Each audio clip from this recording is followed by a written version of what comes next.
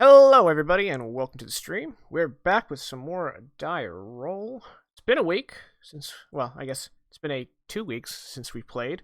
We had a Dire Roundtable last week. That went pretty well. Sad PR didn't make it, but he never said he was going to, so, it is what it be. We had some decent conversations. It was mostly just DMing tips, I felt like, for the bulk of it, which isn't bad. We had some good questions, so it worked out well.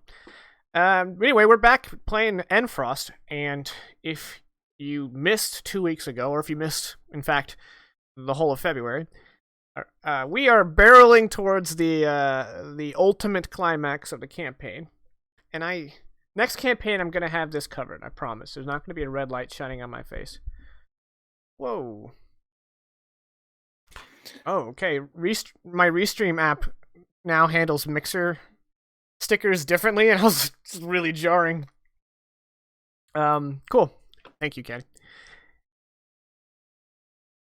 The city of Suderhoffen is under siege by the forces of Endfrost. We have just concluded the third day of combat. Several thousand people are dead.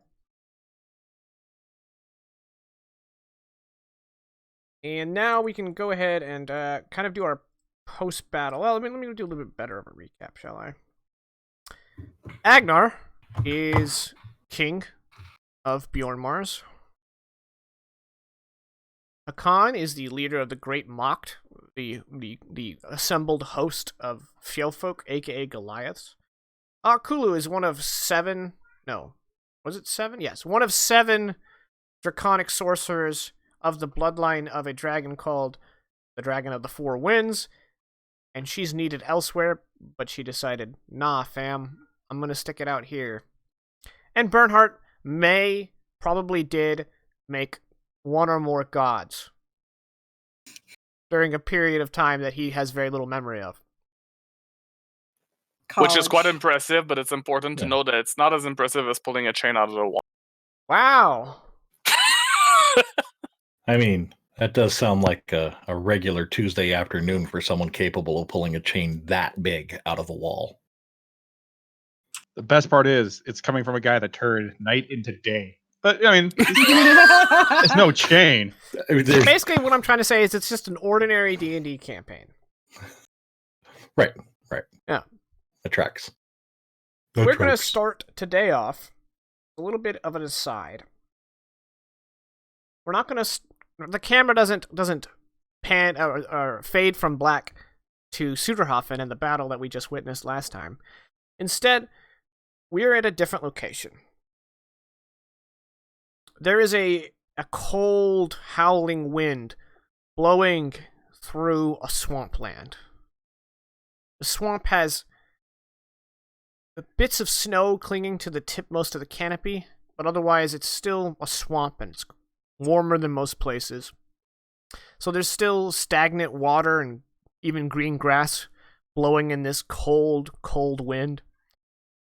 And we kind of have this tracking shot across this muddy, pond-pocked landscape where we see the remnants of a battle that happened some time ago. Not ancient, but definitely in the past. Armor of different sizes and weapons of different varieties, elven, orc, human, scattered about. And finally, we come to this mound, where once stood a great monolithic stone. But the stone appears to have shattered from within, and its bits lay scattered about. 5 human-looking figures gather beside this broken stone. One, we recognize immediately by his attire. It is none other than Kuldr the Herald. Another with him is the only one who looks the least human, because it appears a man in fine clothing with the face of a mastiff.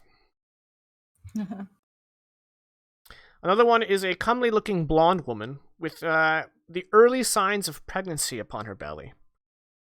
And she's wearing rather plain white robes. The next is a dark-skinned man in a fine tan robe with a satin blue turban on his head. And the final, also strange, like the dog-faced man, is a man in armor so glittery and shiny that it's giving us J.J. Abrams lens flares every time it pans over him. And where his face should be is just a pure light, like staring at a light bulb. Halogen, in this case. They all gather, and the one in the turban says, "She is not coming. We can begin."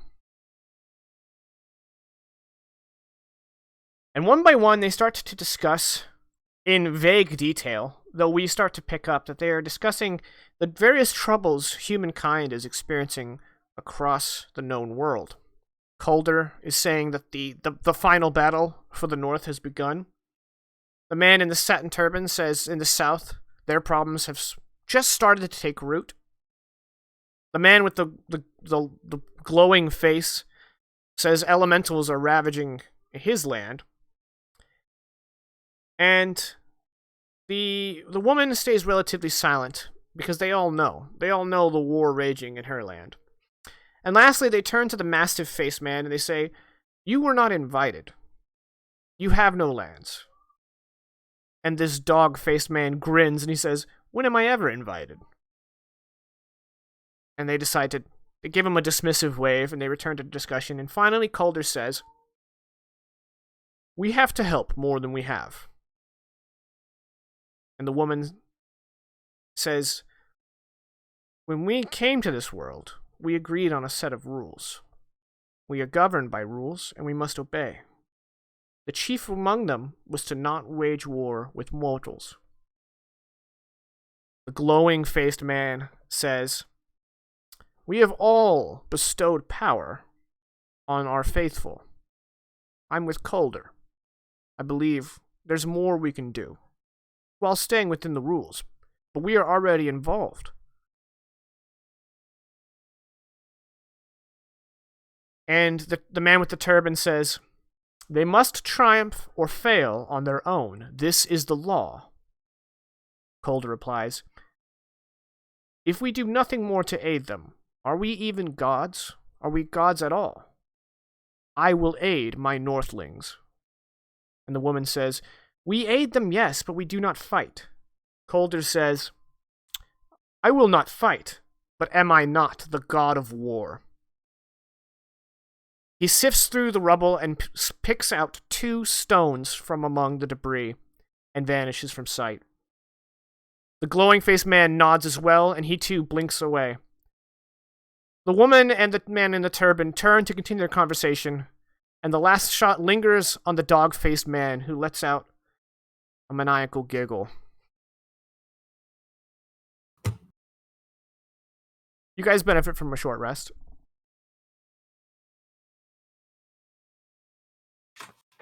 I'm going to be rolling some hit dice. Because I'm hurt. I'm hurt bad.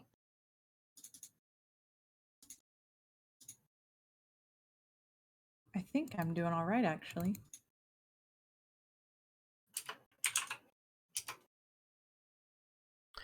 Also, I haven't decided. My body hasn't decided if it's hungry or not, so I got my dinner here and I've just been picking away at it. So if I cover up the camera thusly, it's because I'm taking a bite of food.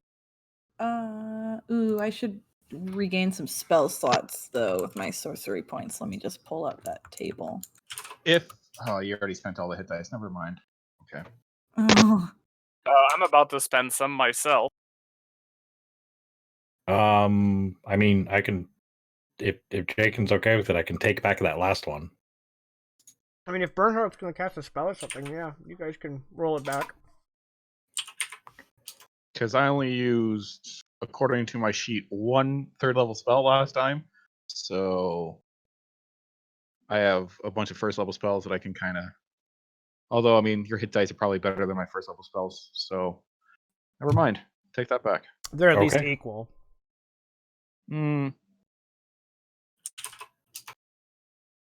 Well, spending the 5 got me to max. Are you done, Agnar? Yeah, Yeah. maybe hold the spells for when we need them. Agnar, did you have 5 to spend? I did. I now have 1 left. Whose sheet was I looking at where they only had 3? Hakon? Maybe. No, I'm at 6. Oh, no, mine did say current 3. I always mess up my hit dice, and Oh, you do it inversely? I track them backwards, yeah. Okay. I was taking stock of your resources before this session, that's all. Wow. Nice. So 9. I'm going 22. to regain. Thank you, Blue-Eyed Devil, for the surge. What up, Mixer? 29. I want that surge. Anyway. 34.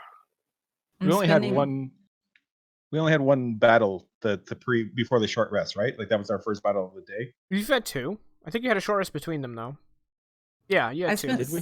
6 sorcery points to regain a 4th level spell slot. Okay. I'm at no, this is- 43. You guys out of fought something, and then 49. you fought the Remmerhaze. Yeah. Okay, I'm maxed. Yeah, it That's- was the the undead that you Yes, the made run away. Yeah, oh, it was very brief. Okay, did I use any hit dice? I didn't get hit, so I think Well, there I was screwed lots up on of my hit healing. dice. Again, when you were fighting the Remmerhaze, so you were wounded. Yeah, no, I am wounded. I'm at the lowest I've been, I think, since we started this siege. But I don't think I spent any hit dice the last couple of days because normally I don't get hit, or I just have such a massive amount of hit points that I don't burn. Yeah.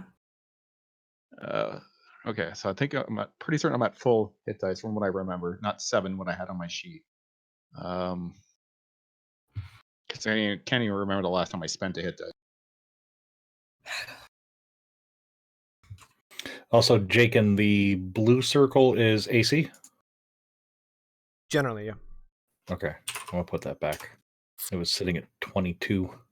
Should be automatically assigned to your sheet. So if you raise your sheet to 22, Oh, okay. Well, Okay. I'll put that back. you may have broken the script. I don't know. No.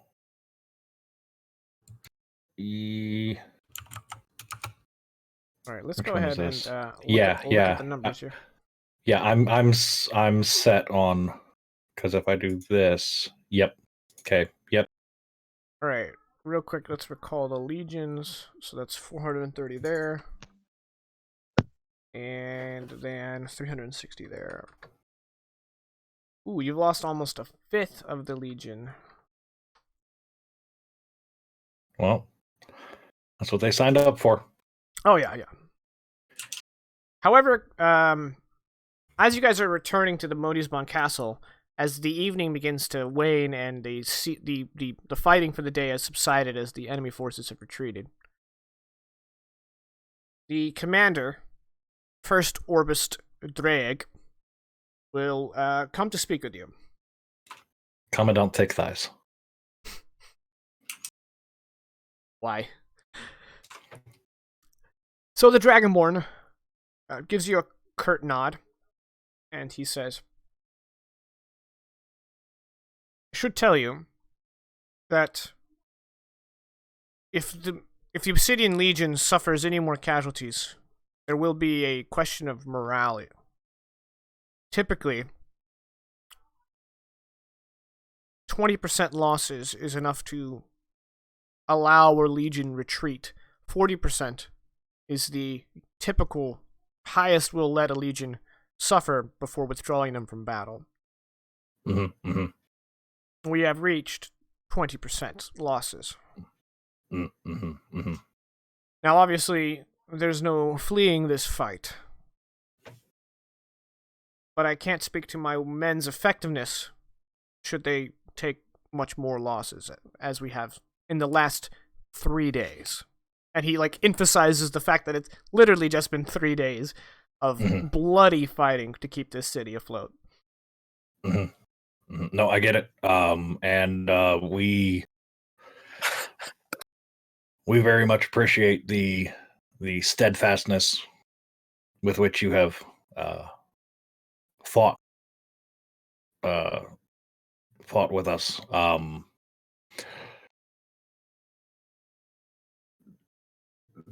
This is the literal end of the world.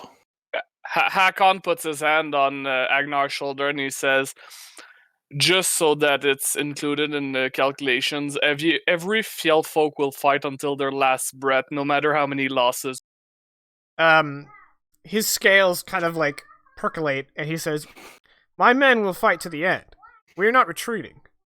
Just saying they're not accustomed to these conditions. I understand things are more savage in the north, but we are more accustomed to more civilized forms of war." Mm-hmm. Well, He thinks that's shade. yeah.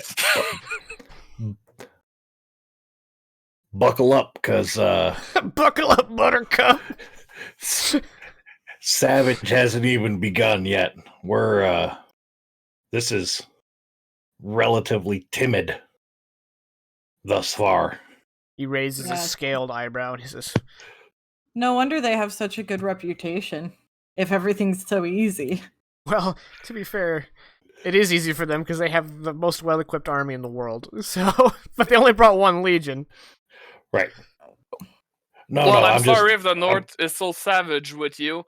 After we've won this battle, I'll try to teach the Frost Giant to fight in line battle. Like He literally huffs out some flames from his nose, and he says, "We should not fight amongst ourselves. I just wish to bring you up to speed." Yeah, no. I understand. That's you got some pretty thick scales there, but this might be a local colloquialism, but we're just joshing. Like this, self-defeatist humor is the best way to go when you're about to face self-defeat. So that means that this siege is very savage. It's not the normal, or is that part not the joshing part? Because this has Well- been very scary. So if that's normal, then I don't want to see what the savage would be.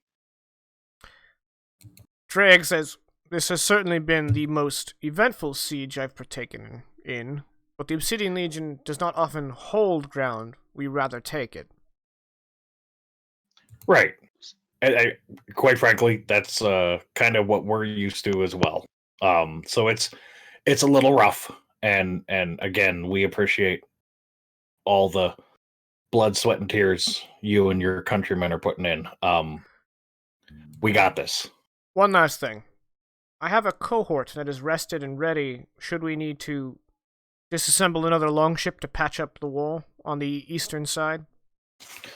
Those beasts managed to smash quite a few holes. Yeah. Yeah, let's do that.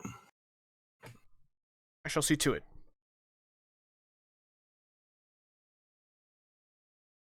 as he left. Yeah. Akon turns to Agnar and he says, "To be fair, though, I only wanted to flex a little on him. I do agree that the fighting style of the Fjellfolk is a little bit suicidal." Yeah, no. That's I'm with you. It was absolutely flexing, and then he seemed to get a little bit hurt in the posterior area about it. So I wanted to reassure salt him. shakers. Yeah, there were salt shakers going into places where salt shakers shouldn't go. It was an entire thing. That's a little, little bit of diplomacy, I guess. The garrison at the Drecky's ward, if you guys can see your numbers, I'm just drawing attention to it because you has suffered a ton of losses. They are at far less than 50% capacity. They're the most hurt unit on your side as far as raw manpower goes.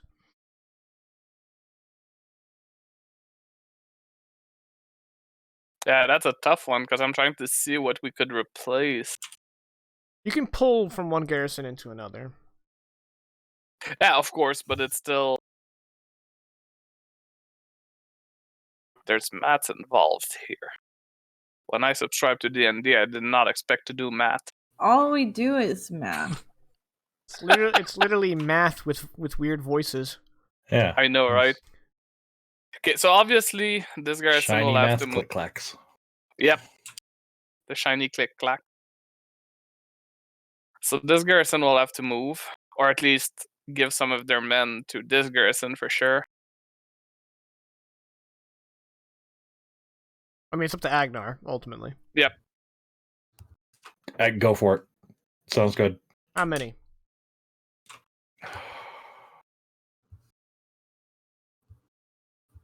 500? 400? Yeah, I'm trying to do. Hold on. Give me a second. I don't want to get too hung up on this, so, 500. 500. 500. Okay. And then I'd probably swap them because we agreed that this wall's a little bit easier to defend with the river, at least for. Yes? Yeah. Okay. And me, I'm gonna do a similar rotation with this lower mact and this higher, and then after the swap this one and this one because this corner is a little bit more exposed. So I want more men up there. Okay.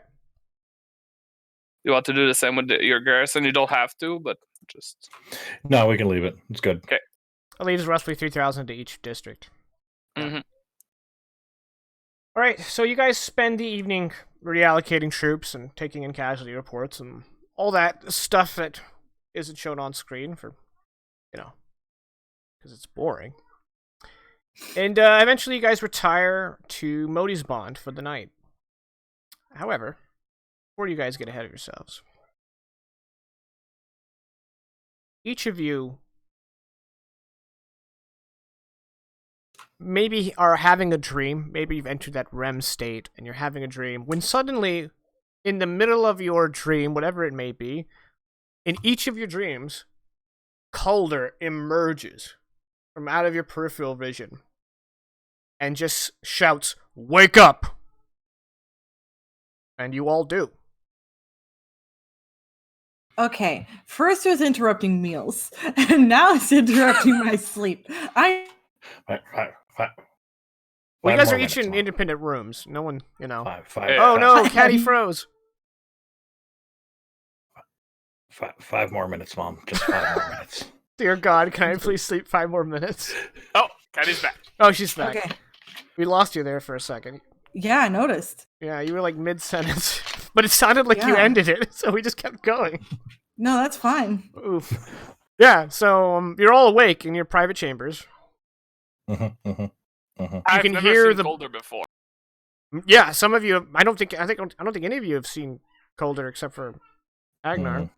Mhm. Well, there's someone who passed away that had seen Kuldr before. Right. However, you all Oh. know it was Kuldr. Perhaps from the descriptions Agnar's given, or some innate sense in your mind. Oh, You guys oh, can shit. hear the blizzard raging still, ever present, outside your windows. Hakan, Yes. you guys made it. Yeah. Like- Noticed like by the- God. Yeah, the whole plan was to get noticed by a god, and damn it, you did. Yeah. All right, campaign's over. We did it, boys. We have Call it one a- D&D. No, PR, please speak. You don't have to type, my dude. Sorry. That's all good. It doesn't really add. It's just Bernhardt is very confused as he thought all the other gods were dead and that it was just his god. Now he's just like, wait, did I create Kuldr? Is this guy pretending to be Kuldr? Was that Kuldr? So he's kind of going through an existential crisis, especially considering it interrupted his dreams. Right. The only time he gets to see his wife. So Aw. F. F. F. That's But, too I'm not ready for the emotional stuff. We just started. So I gotta warm up to it. Hakon, upon waking up, would first like, "What the fuck was that?" And then when it sinks in, he might not quite make out that it's Kuldr, but he can tell that something was different about the whole experience. That it was an influence into his dream. So of course he makes the connection with the potential god. Blah blah blah. Something is strange about this, so he's gonna actually like prep up again and go see, like, walk down the hallway to see if something's happening. Because Prep up. why You mean why like would don my armor and stuff? okay? What are the other three of you are doing now that you're been awoken by seemingly a god? This is probably not the first time Kuldr has done exactly the same thing to Agnar. So this is just one of those. All right, and also gets up, slaps the armor on, and heads to the hall. Okay. You know that thing you do when you wake up just before your alarm goes off, and you're like, no. And then you sit there for a few minutes, and you're like, God damn it, I'm gonna have to get up anyway. So then you get up, and you're like, don't want to fucking do this. So, and then you like, Me at 5 a.m. every morning. Got it. yeah, exactly. So grumpily, like, I don't really do much donning of armor, so it'll just be kind of like throw the cloak on, or rather wear like a blanket and kind of like go find something to eat because I'm grumpy. Okay.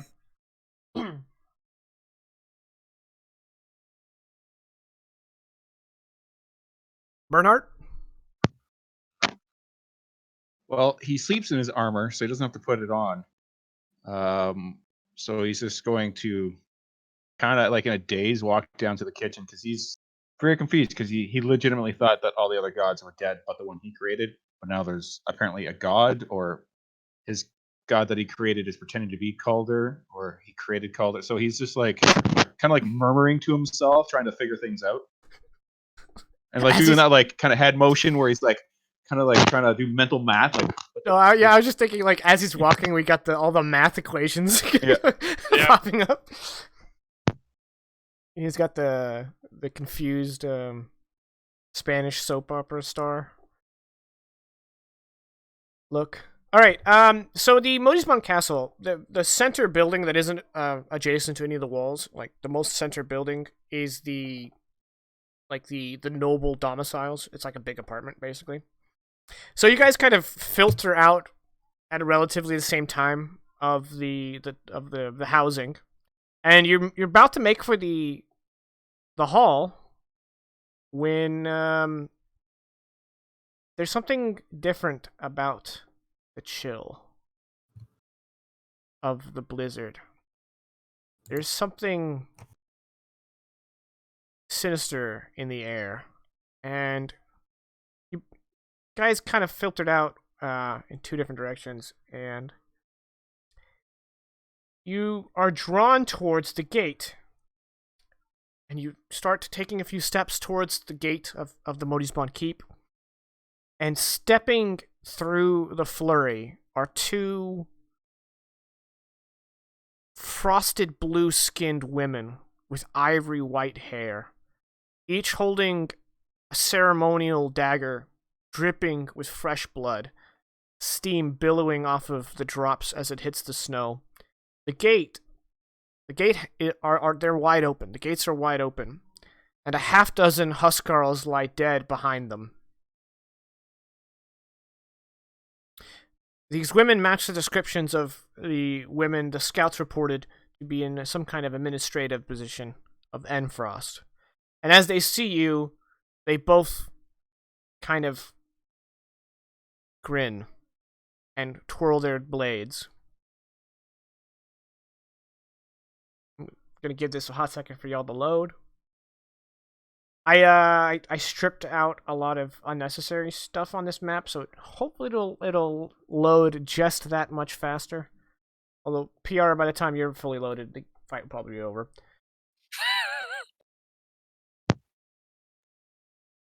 more than likely. Can you at least see where you're at and where the bad guys are? Let me find. Yeah, I can see something. Let me just. Sorry, I'm gonna say. Okay. Yep. Wait, they're human size? They appear human women with white hair and bluish skin. Yeah. Oh, weird. Roll initiative. Why don't they never want to talk? Yeah, that worked really well for Fenrir. They rolled really damn well. Did we get a long rest, or was that just like... Okay, just want to make sure. Your potential long rest was interrupted. Okay. That's why I told you to take a short rest. Rude. These are some solid initiatives, guys. Hey, we just woke up and freaking out of the night. Like, don't expect me to go like willy nilly Don't- going in. Yeah, it was pretty bad. Don't ask me to roll initiative before I've had my coffee. I'm gonna make you a mug. You know, in the dark of the night, I was tossing and turning. Jake, a new Damn it. mechanic. Okay, I'm listening. Once per day, the first time you drink coffee, you get advantage on your initiative.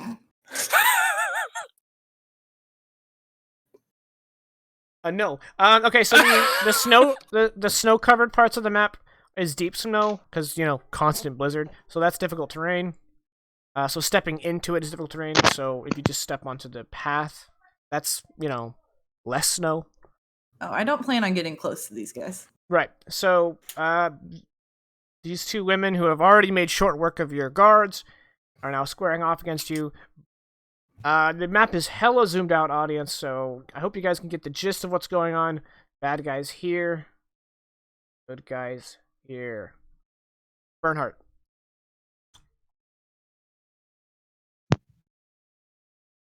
So everyone still looks pretty beat up, correct? Actually, everyone on your side looks fairly healthy. Okay. Okay. So it's just me that looks a little rough around the edges. Good to know. All right. Well, in that case, seeing these the men behind, like the housecarls behind them, they are quite clearly dead. Like, Yeah. not breathing. Yeah, Okay. like getting cold dead. Yeah. Okay. So he's going to say, so I don't think they are here to talk, or they talk and they kill with a voice, which is scary. Also, I may have created Kuldr. I'm not certain about this now. But in the meantime, as he, his holy symbol begins to sparkle, he touches a finger to it, begins drawing circles around everyone as he says, Kuldr is our greatest strength. So everyone, including myself, are going to be hashtag blessed, as I'm going to burn a second level spell slot. Okay. I'm just not actually casting the spell because I think we all know what it does. We all know what it does. And for anyone in the audience who Yeah. doesn't know what it does, it's 1d4 to attack rolls and saving throws.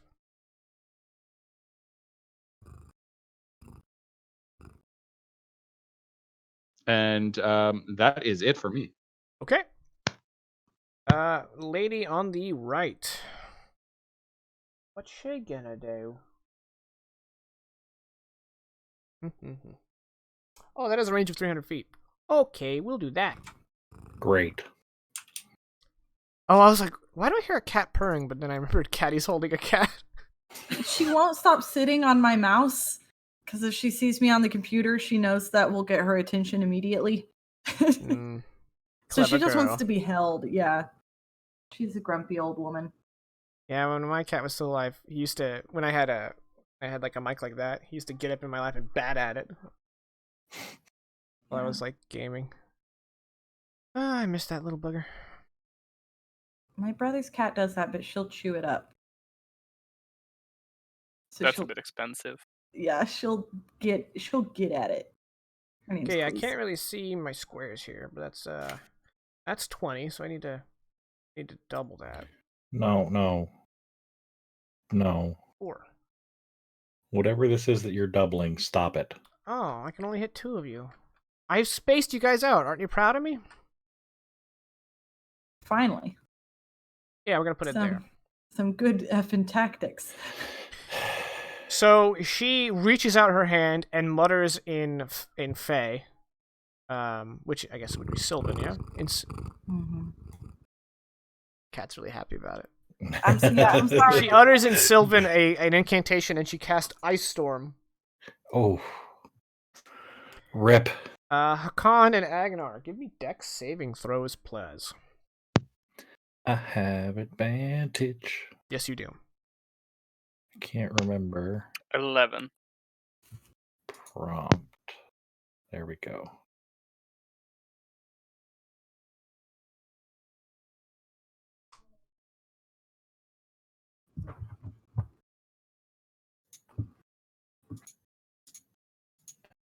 Uh, 22.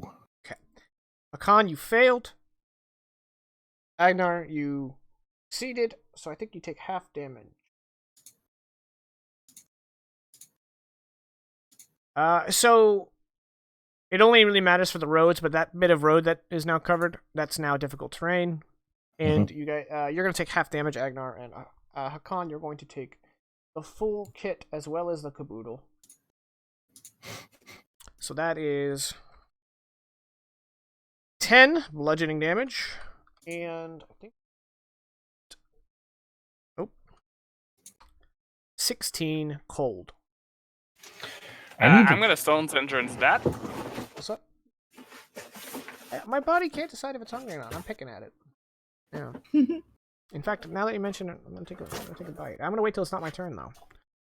I need to double check because I believe my feet.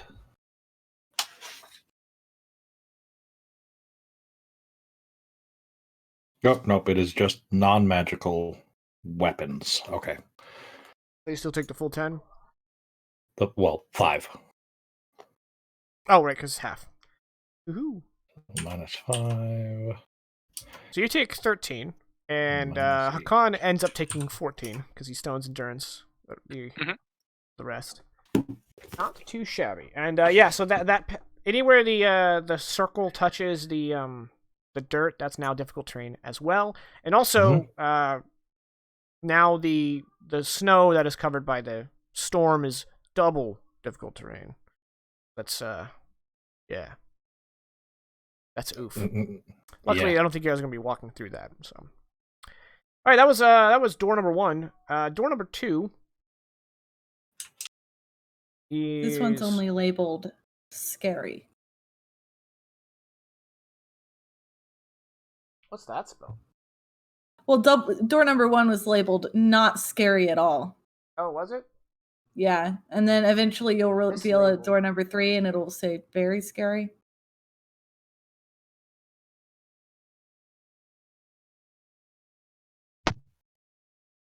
Because that follows the magic's rule of 3, and also comedy's rule of 3, oddly enough. So comedy equals magic. Yes. Accurate. Well, I mean, and because comedy, laughter, they say laughter is the best medicine, and quite frankly, nothing heals better than a cleric. Okay, Full circle. this one is also going to cast a spell, and you are all surprised. Be surprised. Thank you. Wow. Thank you. However, Nani? she's going to cast a different spell. Well played. I'm sorry. No, I need props. All right, this spell is Gi-fucking-ganic. Apparently, it has a 40-foot radius. Oh. Jesus. So, someone bought me because I'm really zoomed out. That's 5, 6, 7, 8. That's a 20-foot radius, so we need That's to a double 20-foot that. radius, so you need a 16. 9, 10, 11, 12, 13, 14, 15, and 16.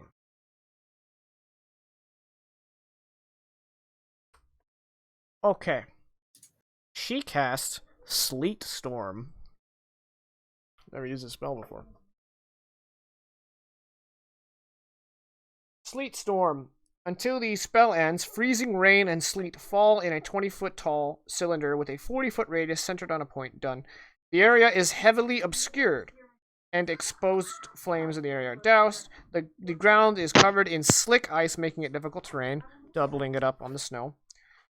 When a creature enters the spell area for the first time on its turn or starts its turn there, it must make a dex saving throw or fall prone. So right now, Agnar and Hakan are in something that 1 square equals 30 feet. Yes. But we could step out No, for I only 10. would it be that severe? I think 1 step would be 20 feet. Nope. If it was because they're in it's snow, which was already exponative. disadvantage, Yeah. and then you had the ice storm, which is disadvantage. So that means 1 foot equals 4 feet, and then Yeah. you just added a third distance, so 1 foot equals 6 feet. Yep. It's rough. But correct me if I'm wrong. If we step onto the path, we're stepping out of the triple difficult and into Onto the single Single difficult. difficult. Correct. Yes. Okay. Yes. So it'll be 10 feet. So, Yeah. welcome to the difficult terrain encounter. And Hey, Agnar, do you want me to get you up there? Yes, I do. she is going to go. She has a feature called Ice Walk. She can move across icy and snowy surfaces without penalty. Of course, right? So she's going to go 5, 10, 15, 20, 25, and 30. And Kuldr, it's going to be your turn.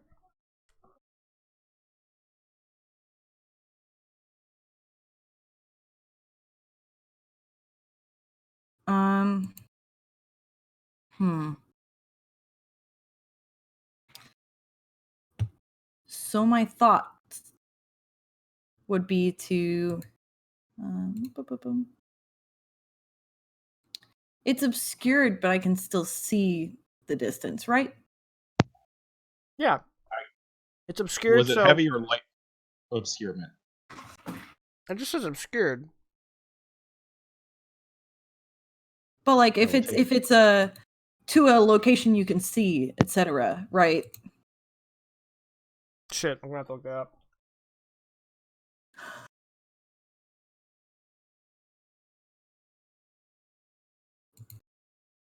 Agnar. So it's heavily obscured, so you Like technically here? can't see through it. It's heavily obscured or just obscured? Yeah, heavily obscured. Oh, I'm it is looking at heavily the for- obscured, screen right yeah. now. for So sleet, it yeah. blocks line of God. sight. God damn it. Now, do you require line of sight for what you're planning? Yeah, it's to Okay. an area you can see within 90 feet within range. Okay.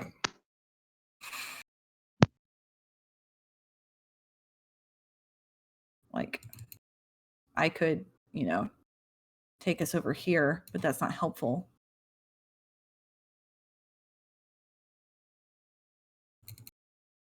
Why doesn't wind affect this one, huh? What? Why What? Yeah. doesn't the blizzard blow this one away, huh? That is magic. So is my magic. Oh my god. You need to get double magic. What? I already have double magic. You gave me a magical feat. Stupid as shit. Well, I'm not mad about it. Nope. I ain't mad. I'll stay mad. It's fine. Yep. Cool. I'll use a dumb baby spell, magic missile at first level. And I'm gonna direct it at whoever made the sleet. The one you was can't that- see. I don't need to see her. You right. Yeah. She fires magic missile at the darkness. Okay. I fire it and it goes where it needs to go. You it think knows about that a guy I'm you want to angry. fuck, and it fucks him. Got it. Yeah. That's exactly how that works. There we go. And then All right, I'm gonna do so that's this. not 1 but 3 concentration checks. Yup. She has a +5 con, so anything lower than a 5 means the spell will drop. Ooh. Okay, There it we go. drops. Shit. And that is a concentration spell, so the sleet storm's over. It went before its time. F. Okay, then I won't walk back. And you did 9 damage. And then I'll use my movement to come here. And that's it. Okay. Hakan, you're up. Okay, so now that this is It dropped in 6 seconds. this is normal, so that would be 5, right? Yes. 10, 15, 20, 25, 30. Can I reach her? I don't think so. 1, 2, 3, 4, 5, 6. I can! If I dash. But then she might walk away. But then I'm next to her, so if she walks away. Oh, that's a difficult That's a difficult question. I was like, oh, she has an aura. I need to put that on. Oh, the aura takes 10 minutes to come into effect. I don't think I need the aura. Why even bother? Dodge or dash? Dodge or dash? Dodge or dash?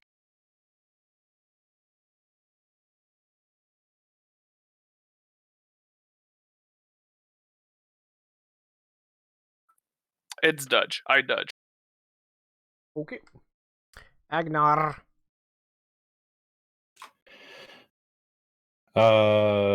Take my 5 feet of movement there, and kind of look down at cool. Are we still gonna do the thing? Are we doing the thing? Because I mean, I'll wait if we're doing the thing. You're muted. Oh, you're It no longer would, muted. yeah. I was unmuting myself. I can get you there, so maybe use this turn to like prepare yourself for whatever they might throw your way. Oh, I have an idea. Come get me when we're doing the thing. Okay. I'm gonna step up a little bit. I hit the wrong thing there. I muted myself instead of alt tabbing. So that was 5, 10. Now I'm hungry. Thanks, body. Oh, you don't even need to come get me. I'll just stand right here Okay. because that's 60 feet from her.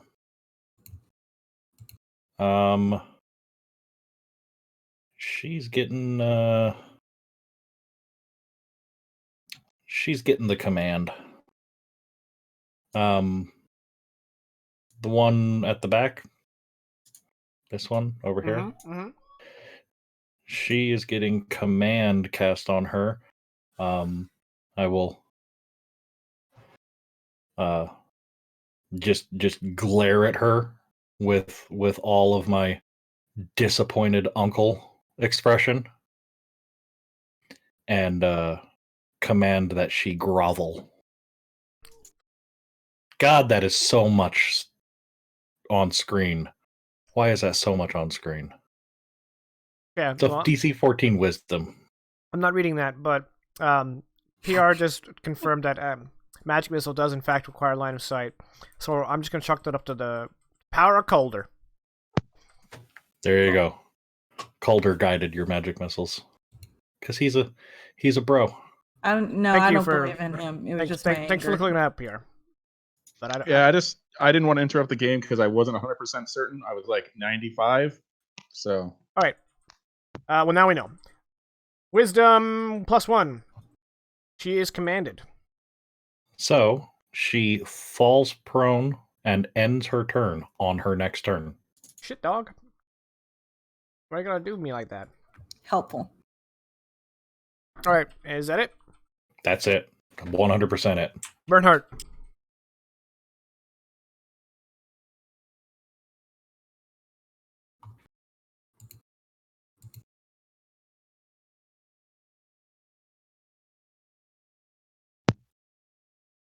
I am here. I'm just thinking.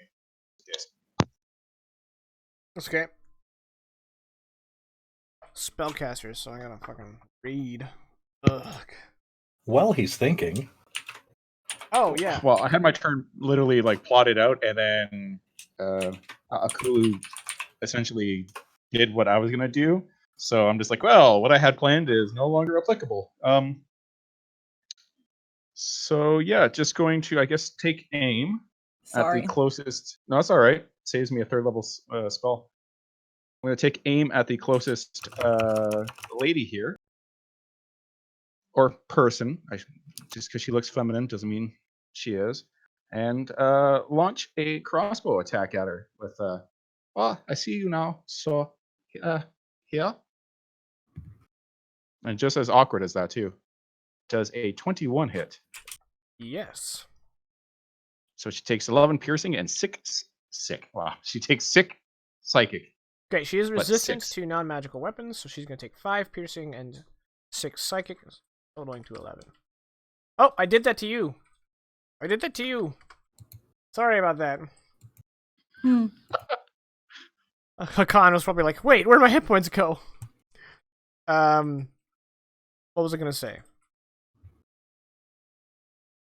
Nope, I don't remember. But that is it for me. Okay. This person falls prone and passes their turn. Thanks, Vegas, for the tokens and maps. Yeah, that's what I was gonna Very say. welcome. Maps. Gave up a card. Tokens. Oliver Smith and Wider Path Gaming. They don't sponsor us, but they're awesome. Bad decisions by all of us. We love them. Wait, what, Hakan? Hakan, that was I weirdly said- timed. Oh, so, a quick aside. Innate spellcasters, their cantrips suck, huh? Yeah, normally. I was like, Chill Touch. What level spellcaster is she? Innate. Oh. She's not going to spend her turn doing 1d8. Fuck that. I love Chill Touch. Under the spell casting, it's still for the innate. I think it still uses their Use their hit die as their effective Yeah. caster level. Oh. I'm pretty certain, but don't quote me on that. Well, I mean, it would change what she's going to do. But if you're not certain, then I'll just have her not Chill Touch, because... Oh, well. Instead, she's going to hit us with something much larger and more painful. Not at present. Oh. Actually, yeah, I think so. Now that you mention it, I think she's going to Ice Storm you guys, because she hasn't used her Ice Storm yet. So give me Dex save. As long as I can see through it, I don't care.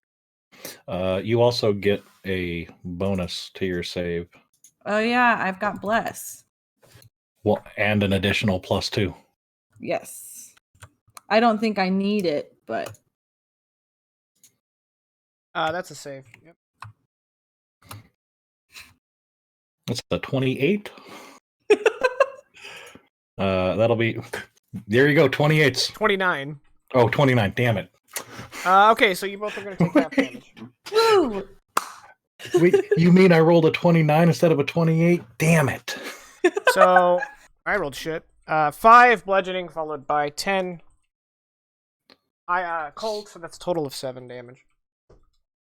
And she's going to take 2 steps back. I don't want to screw over Agnar, but I see charisma saving. Oh, that is a charisma save, not a dex save. Give me the real save, in case you want to take all that serious damage I'm dishing out. We took... Yeah, we took 8, right? took 7, actually. 7, okay. I usually round down in favor of resistance. I don't know if that's in the book, that's just how I run it. I prefer however is less. General rule is everything rounds down unless it specifies that it rounds up. Okay. I mean, I always Even- just did that, again, kind of as a, In resistance. favor of players. Yeah. Well, no. I Yeah. mean, it goes both ways. I just... Mm. Resistance. Kuldr, you're up. Nice. Nice. I'm nice, gonna nice. Thunderstep Alright. Agnar myself to here and here. Okay. So Agnar directly to her left, stage left or whatever. While you do that, He's uh, willing. PRI just pulled out the monster manual, and for innate spellcasters, you use their CR. Okay. Yeah. Yeah, that makes more sense than hit dice. Unfortunately, I don't this is a actually- Kobold Press monster, so the printed CR is 6, but their actual CR is 7, so I don't know what to do. Either way, though, that's an extra D8. Okay, Yeah. con save, right?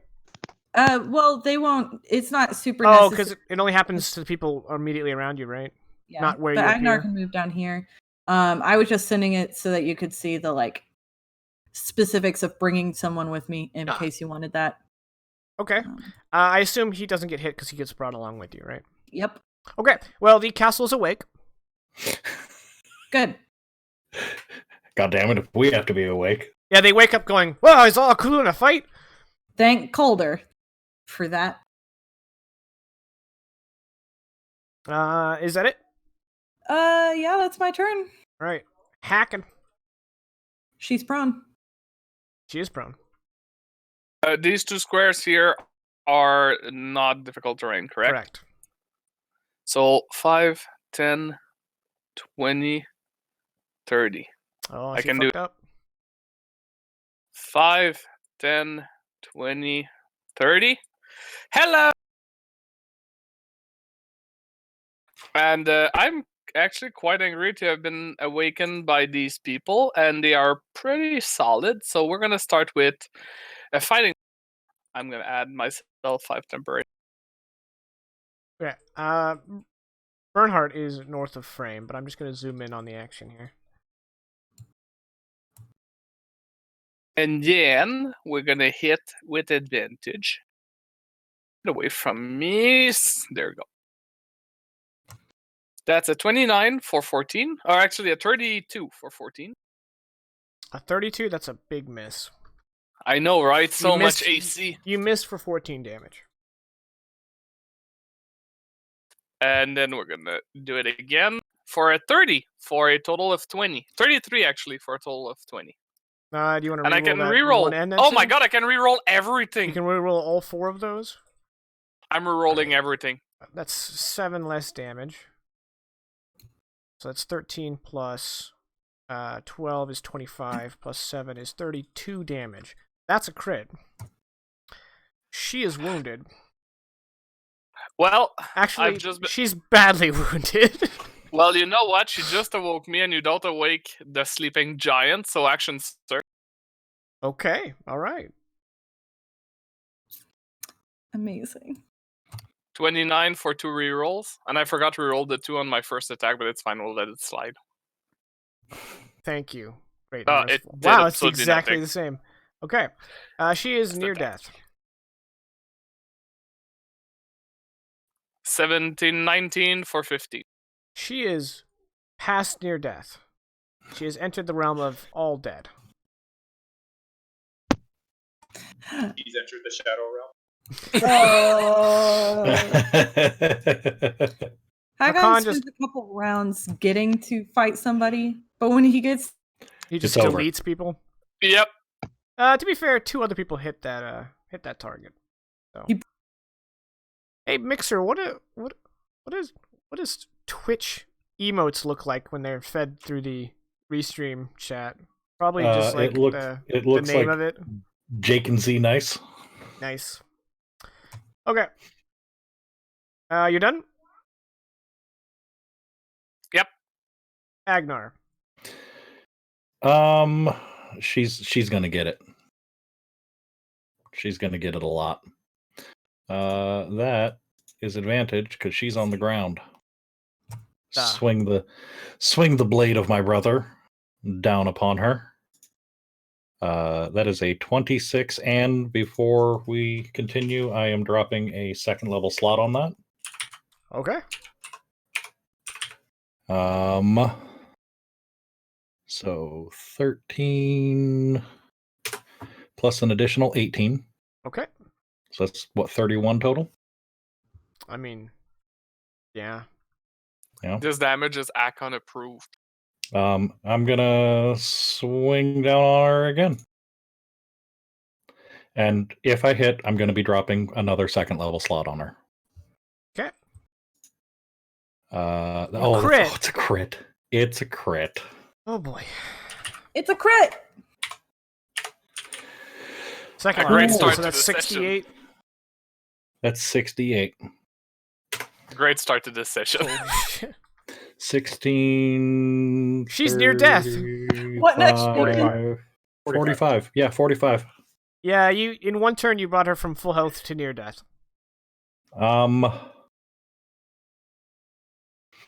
I've got a bonus action. I kind of want to use it. Let's spend those Do slots real it. quick. When the paladin crits, the encounter ends. After the fighters. And don't worry, After the folks, action surge. the classes are balanced. Yep. Oh, I should have hit her with the blinding smite. That could have killed her. Yeah, if you had done a smite, that would have been it. Especially on the crit. Yeah, you know what? Nah, we're good. I'm done. Okay. Bernhardt, you're up.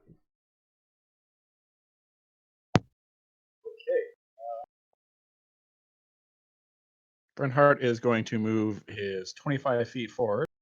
And 15, 20, 25, right to heal. And then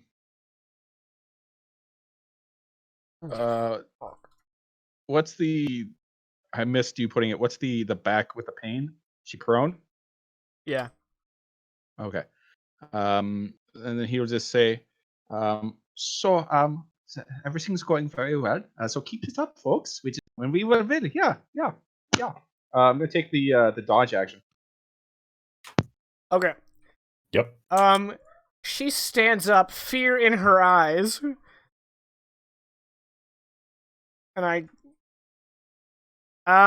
but she looks at Agnar and her gaze becomes steel because she's here to kill you. But at point blank range, all she got is her dagger. So she's gonna jab at you twice with said dagger. With only a +6 to hit, 14 and up is gonna be a hit. That's not it. That is okay. You ready for this sick damage, bro? Yep. Okay. I'm ready. Ooh, max. So that's 7 piercing. So 4. So 4. And 3 cold. Oh, that was it. I don't know if I can deal with this Got anymore. him. All right, Akula, you're up. Change your plan, guys. Retreat. Oh yeah. I'm just double checking a spell. Oh, did you want to do a con check on those storms up there? No, that's just an after effect of ice storm. Oh, okay. Oh, the okay. sleet storm is concentration. Got it. Gosh darn it! What is my? Really wanted to see a concentration check against the 45 damage. Yeah, probably. I mean, she could actually succeed that, but unlikely. Oh, my internet is being very slow. I was double checking a spell description that I didn't list. Okay. Hey guys, y'all want to see? Bust out your melee attack and just stab her back or something. Look, she's almost dead, so I think you should blight her. I really could. I don't have a spell slot for blight. I considered it, but then I was also like, I don't know. You guys want to look behind the curtain? I was really hesitant about this encounter because I thought these chicks were pretty tough. Mm-hmm. And then you guys just came in and did 130 damage in one turn. Well, to be fair, you put her in my reach. What can man do against such reckless hate? Anyway, I'm casting Dragon's Breath on myself at 2nd level as a bonus action. I'm choosing fire, and then I'm gonna cast this down at her. Fire, huh? Yeah. Mm-hmm. She's got for the lulz. Got a +3 dex. Okay, she's vulnerable to fire. You disintegrate her. Control Z. Sorry. He's overkilled her by 18 damage, so yeah, you disintegrate her. Nice.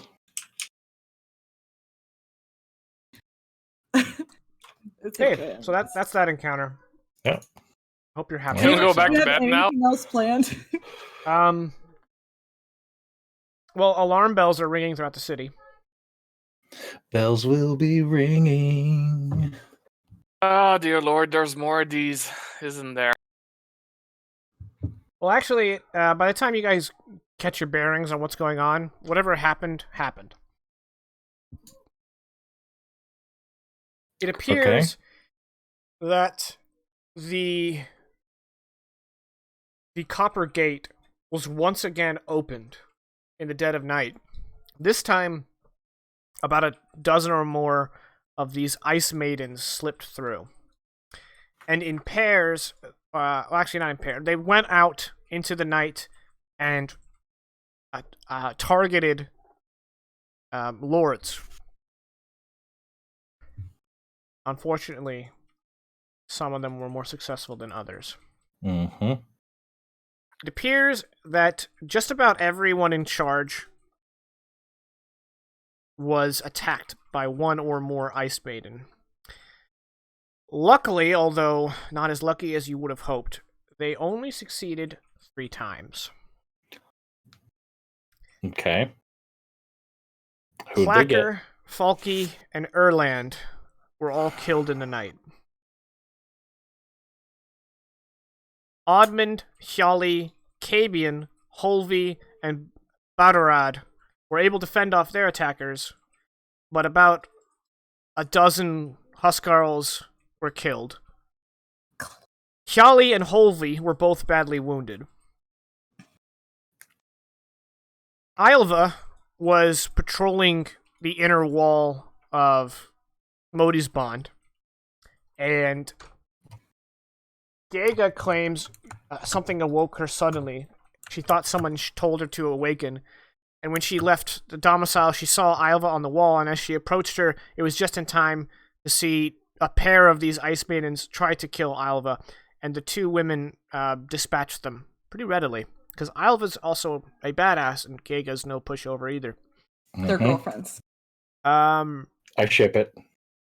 So as you guys are being brought the bodies of 3 Thanes, one figure, a pair of figures, I should say, start approaching you. You guys are basically at the gate of Modi's Bond into the city, and it appears that Salt, with a crossbow in hand, is leading a bound man forward.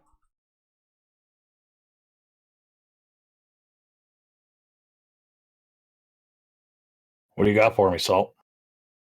I don't remember what voice I gave Salt.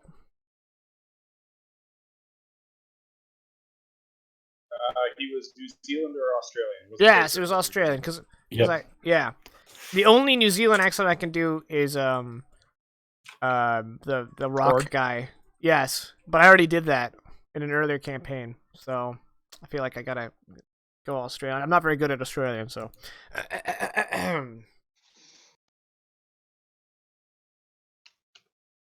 How you doing there, King? I got your trader. And he shoves Thalfty before you. After the events of this past day, I figured I should keep my eye on that them there gate. See who's opening it up.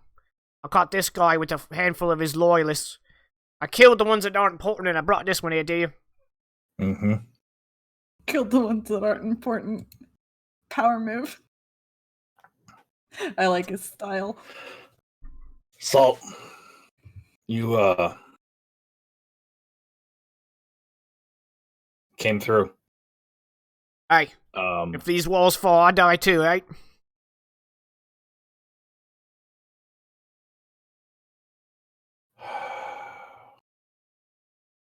This city's gonna need some more Thanes by the end of the day. Oh, I don't lead, men. I appreciate you, though. If you need me for anything else, you know where to find me. Oh, I will. Anyway, make sure he suffers. I'm going back to sleep. Mm-hmm, do so. Ah, Blue-Eyed Devil, a veteran of the channel, I see.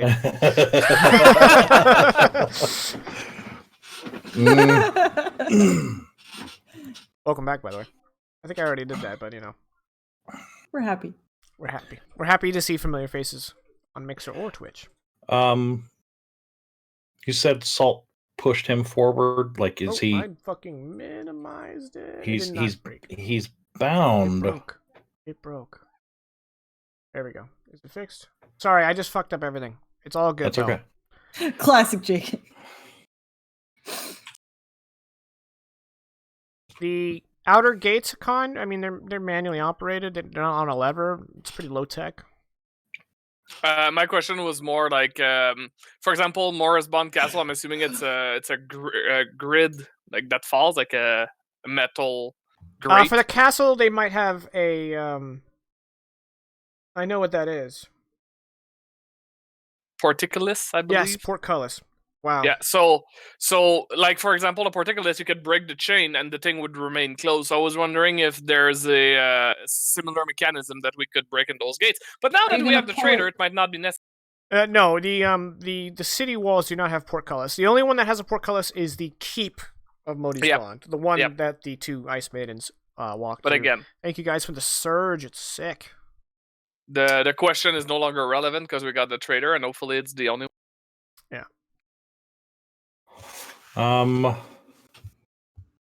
You said he was bound and that Salt pushed him forward? Yeah, so he's like on his knees.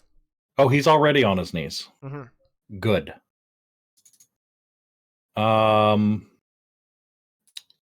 Well, I'm dropping a second level slot. And I'm casting Zone of Truth. Okay. Let's just skip me rolling 30 times. He fails eventually. Okay.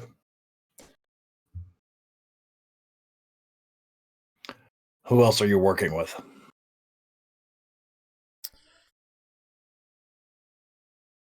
I wish I could say there were many believers within these walls, but when you killed the Red Mother, our numbers started to decline. Okay. I'm the only agent that I know of. But Mhm. that doesn't matter. Damage is done. Mm-hmm. Next time they attack, it'll be the last. It's a real fucking shame you're not going to be around to see it. And I slit his throat. Okay. All right. I was Hakon Light? Hakon won't stop. Hakon won't stop the gesture, but if he can, he'll just like kind of hold his hand if Agnar sees it and hold his action. Okay, so Hakan wants to step in front. Well, not stop it, but like But be kind like, of "Hey, bro, attract no." Agnar's attention. Like, Yeah. hey, wait. I mean, I was gonna suggest keeping him in kind of like an eternal, almost dead state. Not eternal, but for a little while. There's magic for that. Alkin's like, I was going to suggest we make it dark. Oh, I was gonna Hakon also suggest wants to you, make it like, dark. He has another dying. suggestion. And then PR, like Bernhardt, make him less dying, and then make him more dying again, and then make him less dying. So he lives in like a oscillating system of pain. But if it takes a That's lot why of you get time. Deadpool. You don't want that. Yeah. yeah, we don't want Deadpool. This guy can't be no, as but cool but as if Hakan kind of raises a hand to it, Agnar will stay Hold for his it. blade momentarily, but And with a very clear expression of make it quick and make it good. Yes, Hakon will say, since he likes the Endfrost so much, I'm sure he won't mind the cold if you were to strap him to the wall of Mordisbond Castle naked and let the cold claim him. It wouldn't take long. No, but it would hurt way more than a blade. Well, I would love nothing more than to prolong this man's suffering eternally. That's something that Scothy would do. That's not us. Your man, your rules. You do you. Any other objections? Seems like no. Go right And ahead. I'll very, very steadily glare down at Thalfty. Any other objections? History will remember me fondly. Yeah, and he's getting his throat slit as soon as it wasn't a yes or a no. Okay. History will...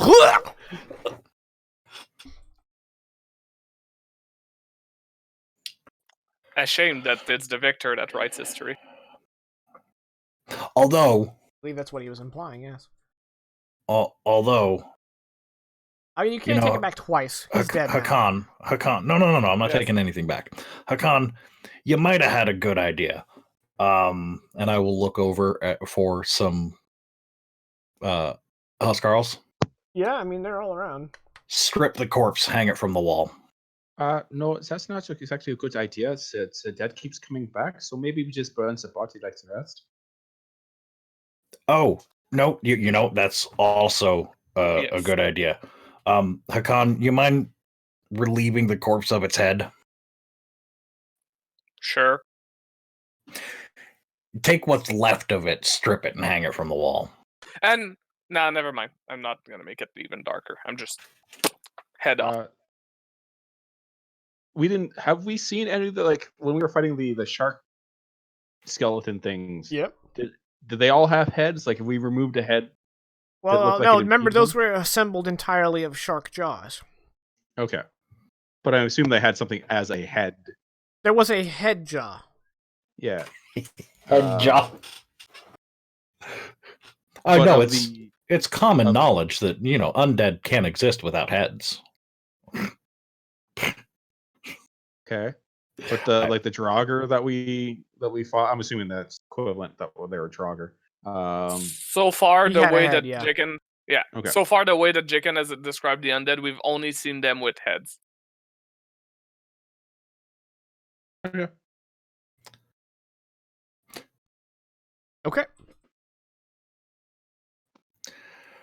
You guys can now get a long rest. Yeah, I was just about to, like, after that, just kind of look up into the sky. Am I good to go to sleep now, Kuldr? Can I take a nap? Funny you should mention Kuldr. God damn it! Each of you has the same dream that night.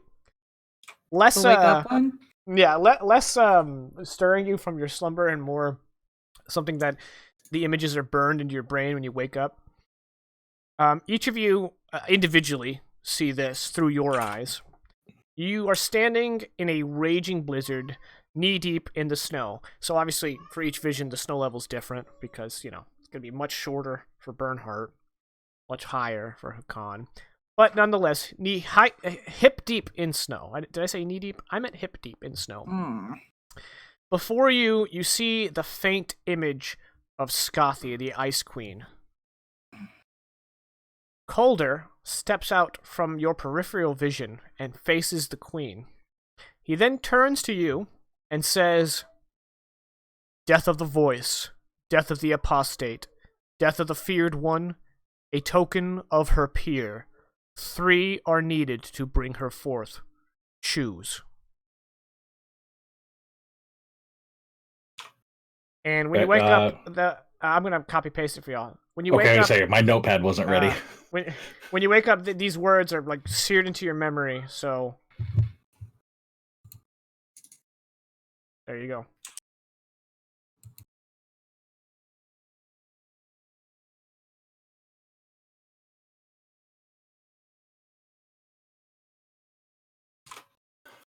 Okay.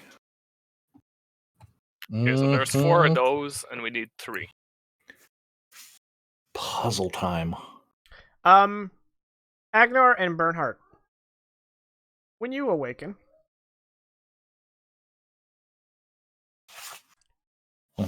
you both, again individually, see Kuldr at the foot of your bed, holding a stone.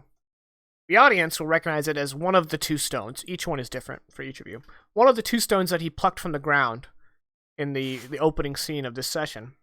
And he blows on it, and as if it became dust, the stone blows away to reveal a obsidian shard. An obsidian shard. And he declares in a soft voice, "Ask for my guidance, and you shall find aid." And then he drops the stone on your bed and vanishes. But the stone It remains. just vanishes. Yeah. And Hurt says, "Oh, but it's what until I can't." Okay, so that's cool.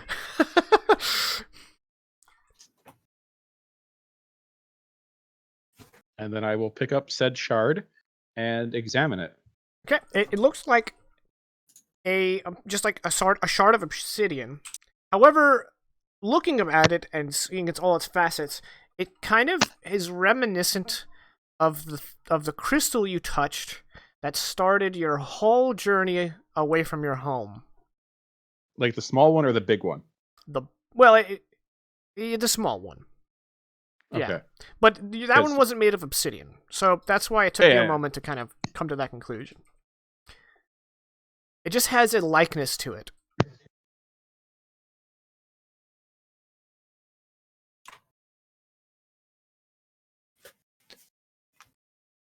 Agnar's less concerned with the details of the stone and more concerned with, my god just left me a stone so that I could call upon his aid. And as response to this, we'll find a way to braid it into his beard. It's about that big. He'll find a way to braid it into his beard. Okay. All right. That's pretty metal. Got She's this like a big K-pop star. black rock. Mm-hmm. It's like a K-pop star. That's not in my wheelhouse. I'll take your word for it. No, it's Stan. Yeah, no, that's really a good analogy. Mm-hmm. Mm-hmm.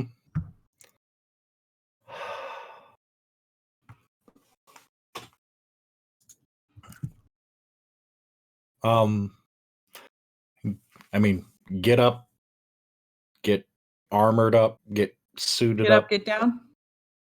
Gotta get up to get down. And make my way to the dining hall for hopefully an uninterrupted breakfast. Yeah, so the four of you enter and you all have these words and your dream on your mind. And Agnar is prominently displaying his new piece of beard attire that Bernhardt will likely immediately recognize as similar but not the same.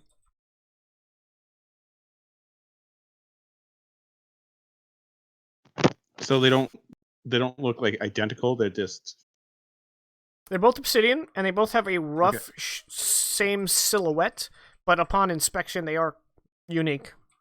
like it's a different cut and whatnot. Yeah. Okay. So seeing the beard accoutrement, Bernhardt will pull out this. I mean, to him, like a football-sized stone.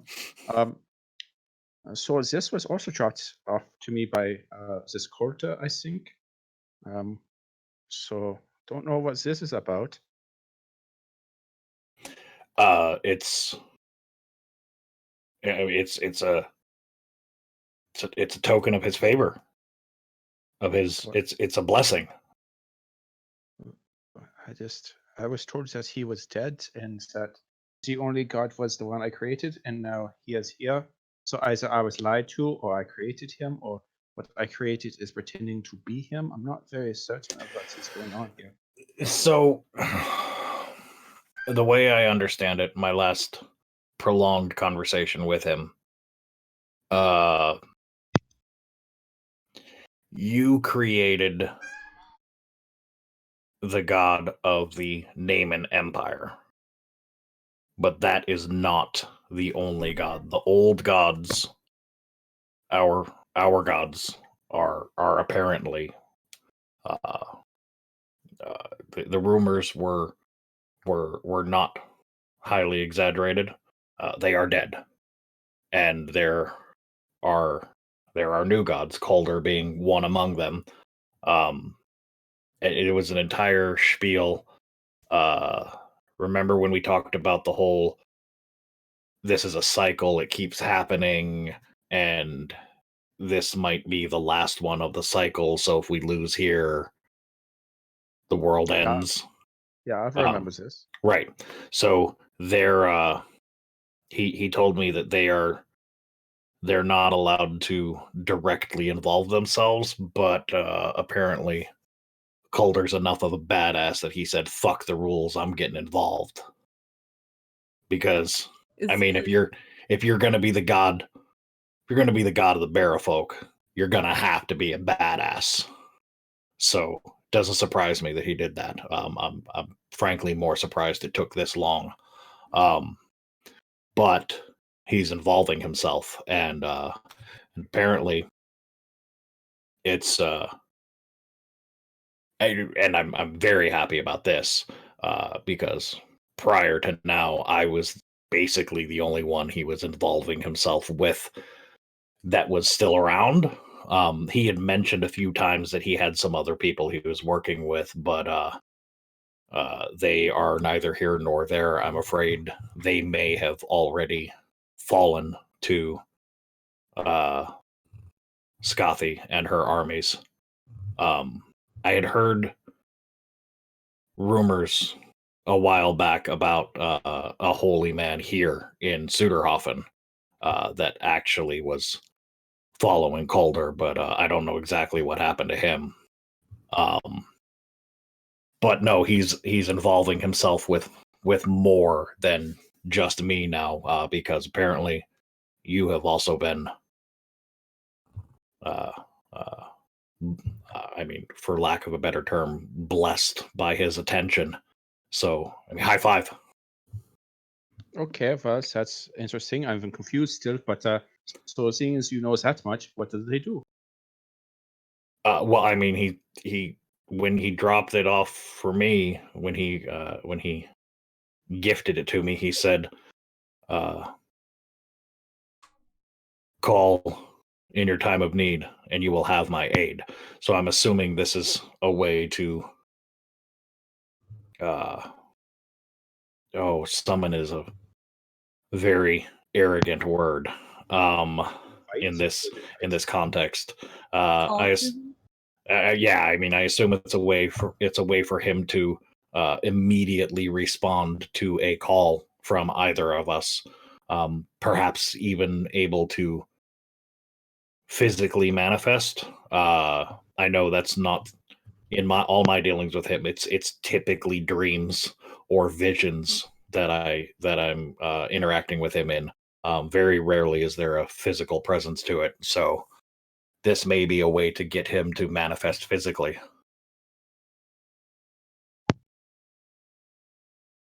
Okay, so we wait till we find this Cassie, and then we use this to bring him there and be like, yeah, you get her. She is your problem. I don't know that it'll necessarily be his problem.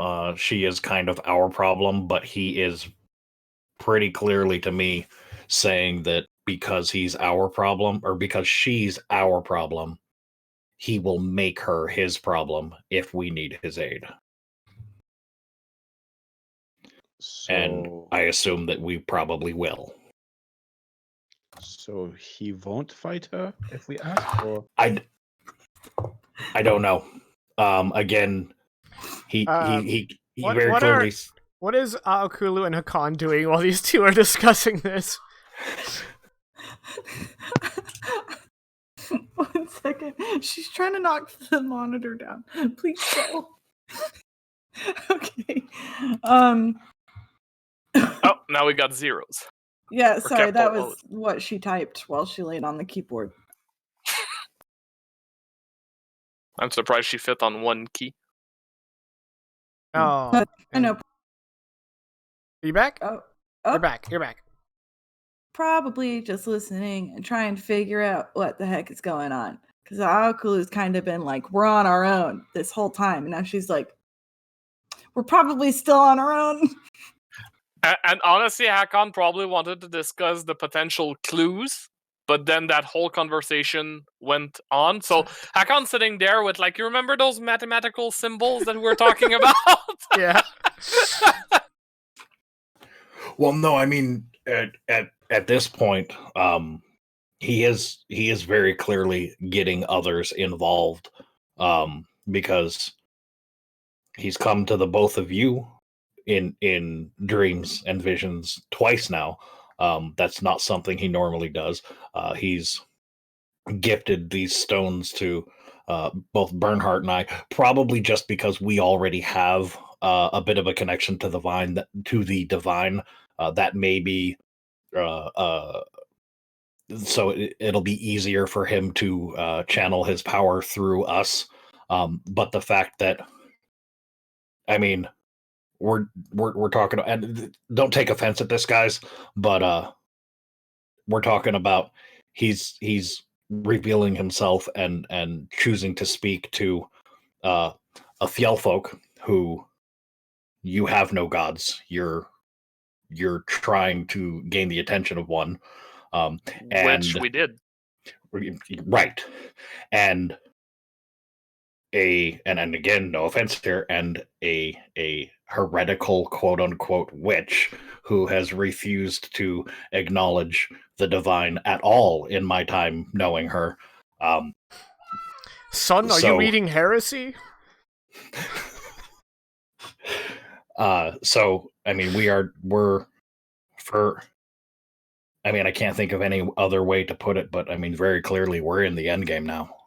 God damn it.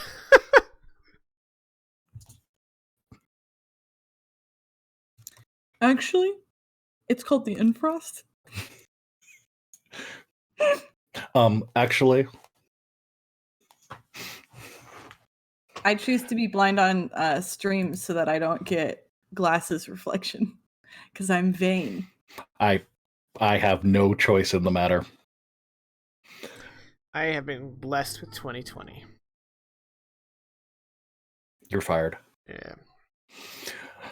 But yeah, what about the rest that he said there? I mean, because if he said this to all of us, then very clearly someone's going to know how to interpret it, and that someone is not me. I'm sort of the raging, swinging sword of Kuldr, that needs to be aimed at something, and clearly, you three are what aims me. Well, I'm no religious person. Oh, go ahead. No, go ahead. You probably know it as well as I. So go. I've been talking for a while.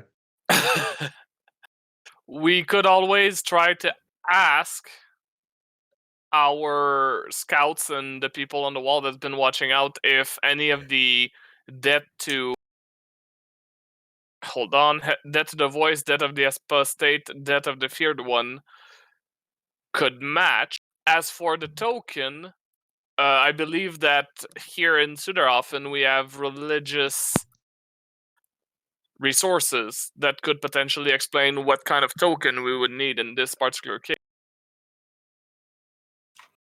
Fair enough. I'm gonna level with you guys. He said some words that I don't understand.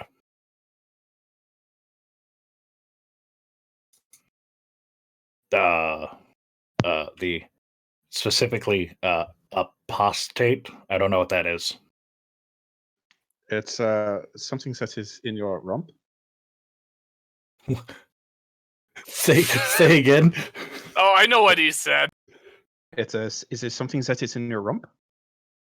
Is it a back end? No. That one I know. That one I'm intimately familiar with the definition of that word. This is a different word.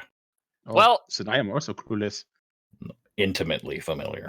Agnar, I don't know what an apostate is. However, death of the feared. God damn it. Death of the feared one implies that it's like something or someone in the army, most like.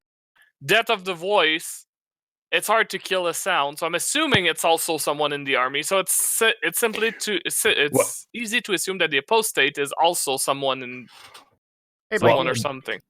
The voice. I had already kind of figured that one out. Yeah, Unless I'm wrong, thing with please. the multiple heads.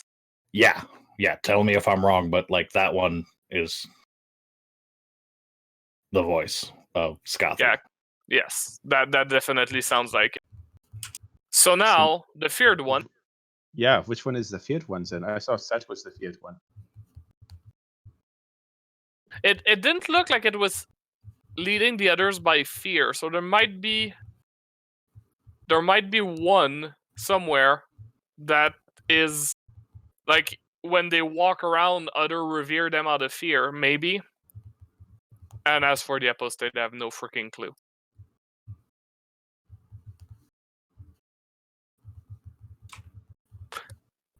Now, out of character. Correct me if I'm wrong on my definition of apostate. Okay. Apostate is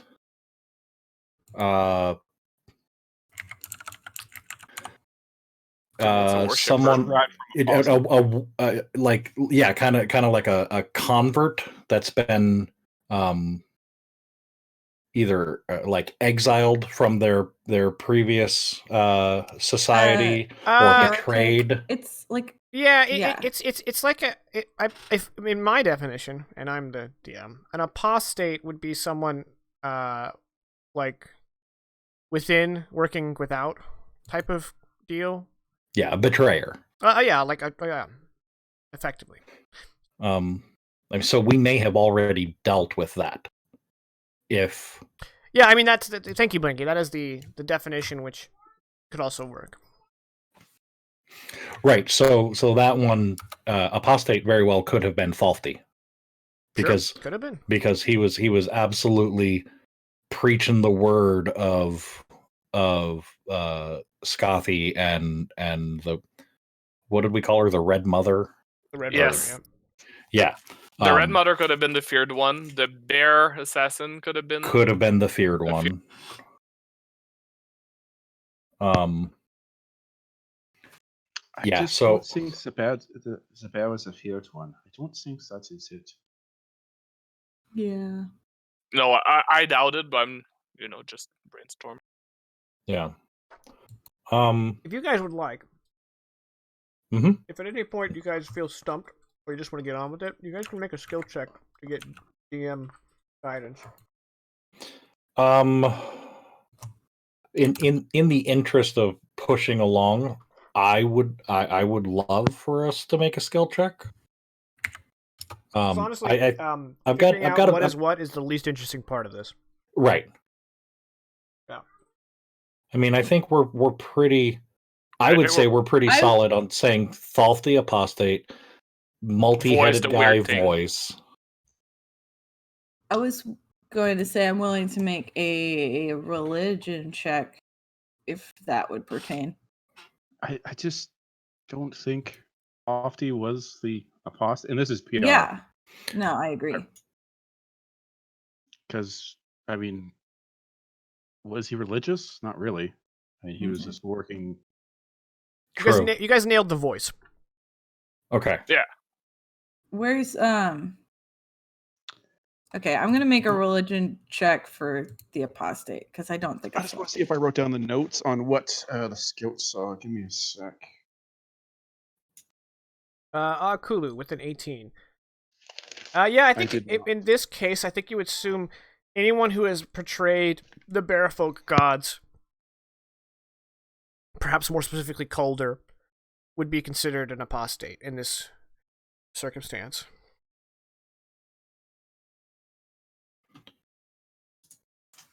I mean, but who's betrayed Kuldr? Not many Maybe people. we don't know them. Yeah, well, and I mean, not many people even acknowledge Kuldr's divinity. It's true. Some people think Kuldr's one of the other gods in disguise. So there's that too. So perhaps they're thinking more of just the Bearfolk gods, or perhaps thinking even more culturally the Bearfolk people.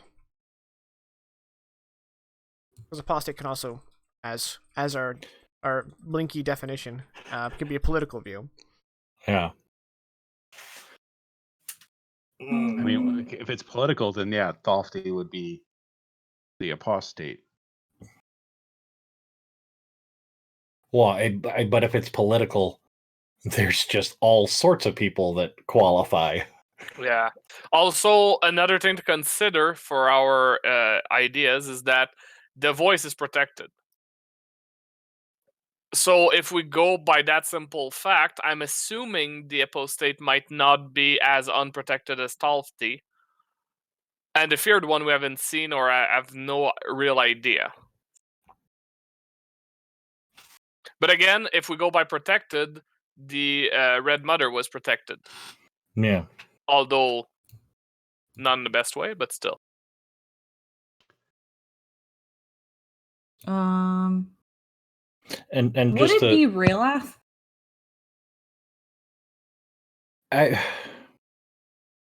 So there's some personal player bias here. Yeah.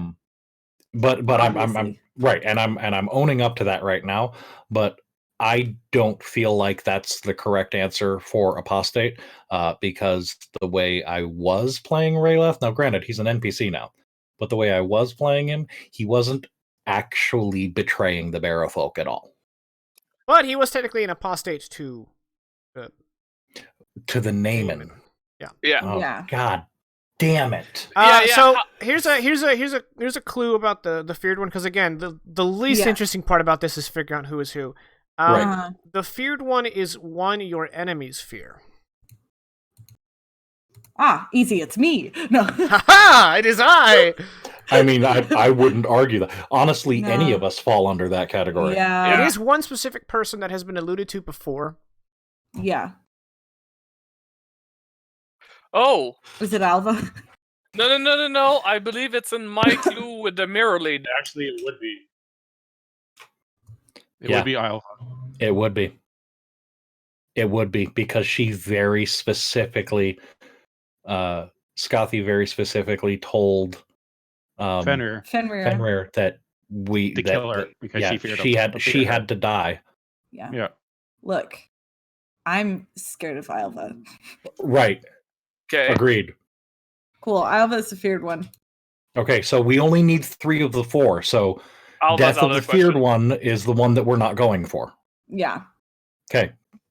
Glad we're all on board. If we're right about Alva, but still, yeah. I mean, even if we're wrong about... Yeah, Jakin was like, yeah, it's Alva. Yeah, it's Alva. Well, and even if we are wrong, if we decide we're just not going after Death of the Feared one, then we still have to go after the other 3. Okay, so voice is a weird thing. Now, apostate and token. So token, we can go see the religious people of our respective people. Right. They'll probably be able to give us an idea of what a token. Well, remember, it's her peer, so it is a peer of Scothy. Scothy's peer. Yeah, see with the hand. Yeah. We already have a token of her peer. Yeah, we do. Is Kuldr technically her peer? Nope. No. We have But a the hammer. Oh, the hammer. I can see how your characters might think that, but just so that we don't go off in the wrong direction, the person who made that hammer would be quite above her, not a peer. Oh, I was thinking it was because it was... oh, no, it was meant to contain the Moon King. Yeah. Yes, but it is not the Moon King, in fact. Right. Okay, It's so made we by just need to someone get... far more powerful than the Moon King. All right, so we just need to get in touch with the Moon King. Or Lady Mirrors. Or Lady of Okay, Mirrors. Did Hakan let us know about his dealing with... Yeah, he did. He let you in on it. Okay. So what are you about to say? So perhaps Hakan might have something of this person he met with that allowed him to come back. She is also a peer of Scarcey, I believe. It's a witch lady. It's an option.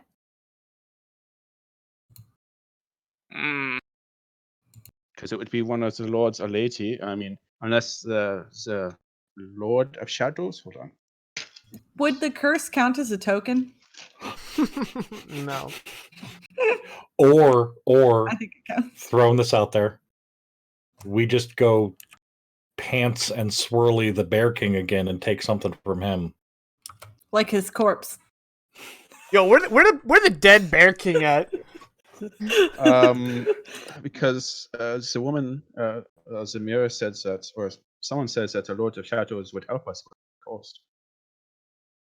Yeah, there was 2 people that could potentially help us. The Lord of Shadows and... What's King my of note Soil open? and Roots. Yeah, Roots and Soil. But I mean, it'd be weird. I mean, yeah, he is a peer of us. Okay. Yeah, because peers at the same level, we have the King of Roots and Soil, the Moon King, the Bear King, and 2 Lady of Mirrors, the woman that you dealt I don't with. think the Lady in the Mirrors is. In terms yeah, of title, actually- the lady would be on... Title is between them. Kuldr would view any of the Archfey as peers. Oh, For his okay. clue. Okay. Okay, So then we've you're got right. we've got options there. Yeah, Lady of Witches, Lord of Shadow, Lady of Mirror. Although if we're going with Roots and only Soil. Fae... If we're going with only Fae, that leaves Kings of Roots and Soil, Queen of Ice and Snow. Queen of Moon Ice's King, Snow I is Scathy. Is Yeah. Scat. Yeah, no, of course, but I'm just putting everything in the Fae Oh, category. okay, yeah. Moon King, Bear King, Lady of Witches. I'm not sure about the Lord of Shadow. I don't know if he was part of the Feywild or something else. Yeah. And He's Lady of one of the Mirrors, lords. she's in her own place. So Lady of Mirrors is not from the Fae. She's in her Well, own mirror. Pointing out her, she is an Arc Fae, but also she Yeah, she expressly said she won't controlled. help you. Yeah. Yeah. Right. And we were told that the Lord of Shadows would help us, but at a cost. So I mean, we can go to any of their houses and pick up like a random Groupon they have left in their mail pile, and that'll count. Good for a deal on resold jewelry or something. okay, so how are we going to go to the houses? The last time he did it accidentally. I did it because of a mirror. I assume I was there. I don't know where I was. So, okay. So what we do there is we have Get the Hakan mirror. accidentally walk into a room with a mirror. Or ones that is collapsing, because he was the place was collapsing when he. Yeah. Do you guys remember the mirror? Yeah, it was. It was a slab of obsidian, I believe, that was polished to mirror-like properties. Huh. I just thought I'd ask. Thank you, new guy. Yep. Yeah. Okay. All right. So that's probably then. Yeah, but Lady of Mirrors said she wouldn't help us. However, she is the passageway between. Right. We can pass through her realm. Just hey, we're not asking for help. Just we need to get there and again get back. Just leave us alone. Okay. That's we were referring. That's this obsidian. Would that not be a token? That's what we're getting at. That's the things that we got from this Kuldr. Would be one of them would work. Be like, here you go. You can have this. Possibly. I don't think he'd necessarily tell us you have to get this thing and then just give us the thing.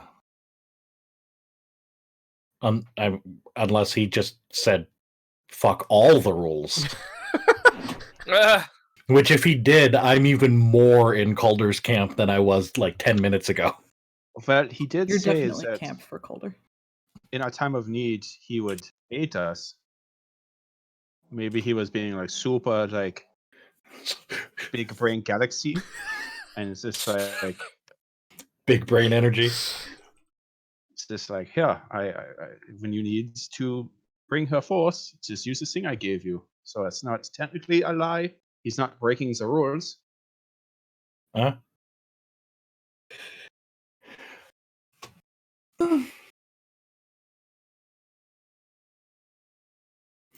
It's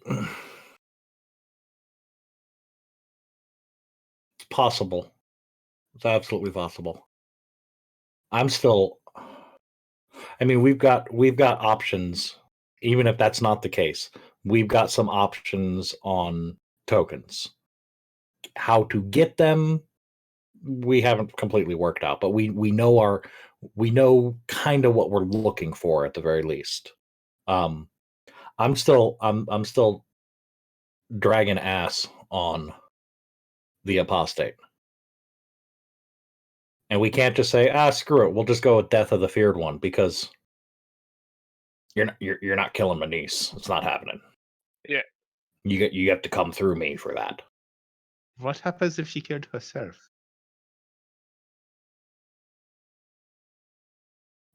We're not mentioning this to her because that's not an option.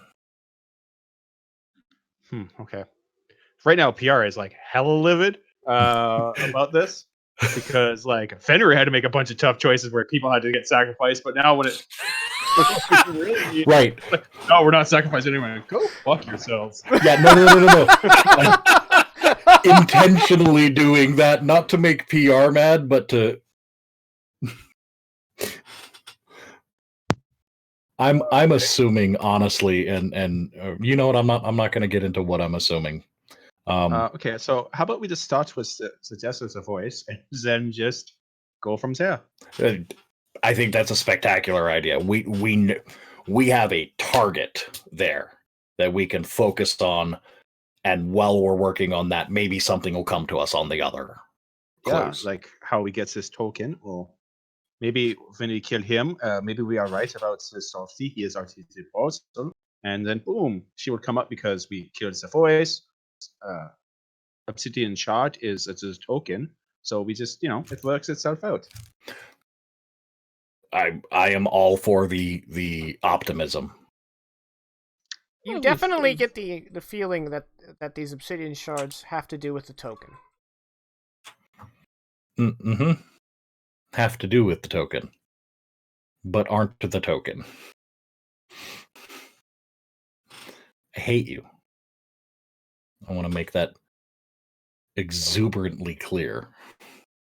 Well, I mean, ask for my guidance and you shall find aid.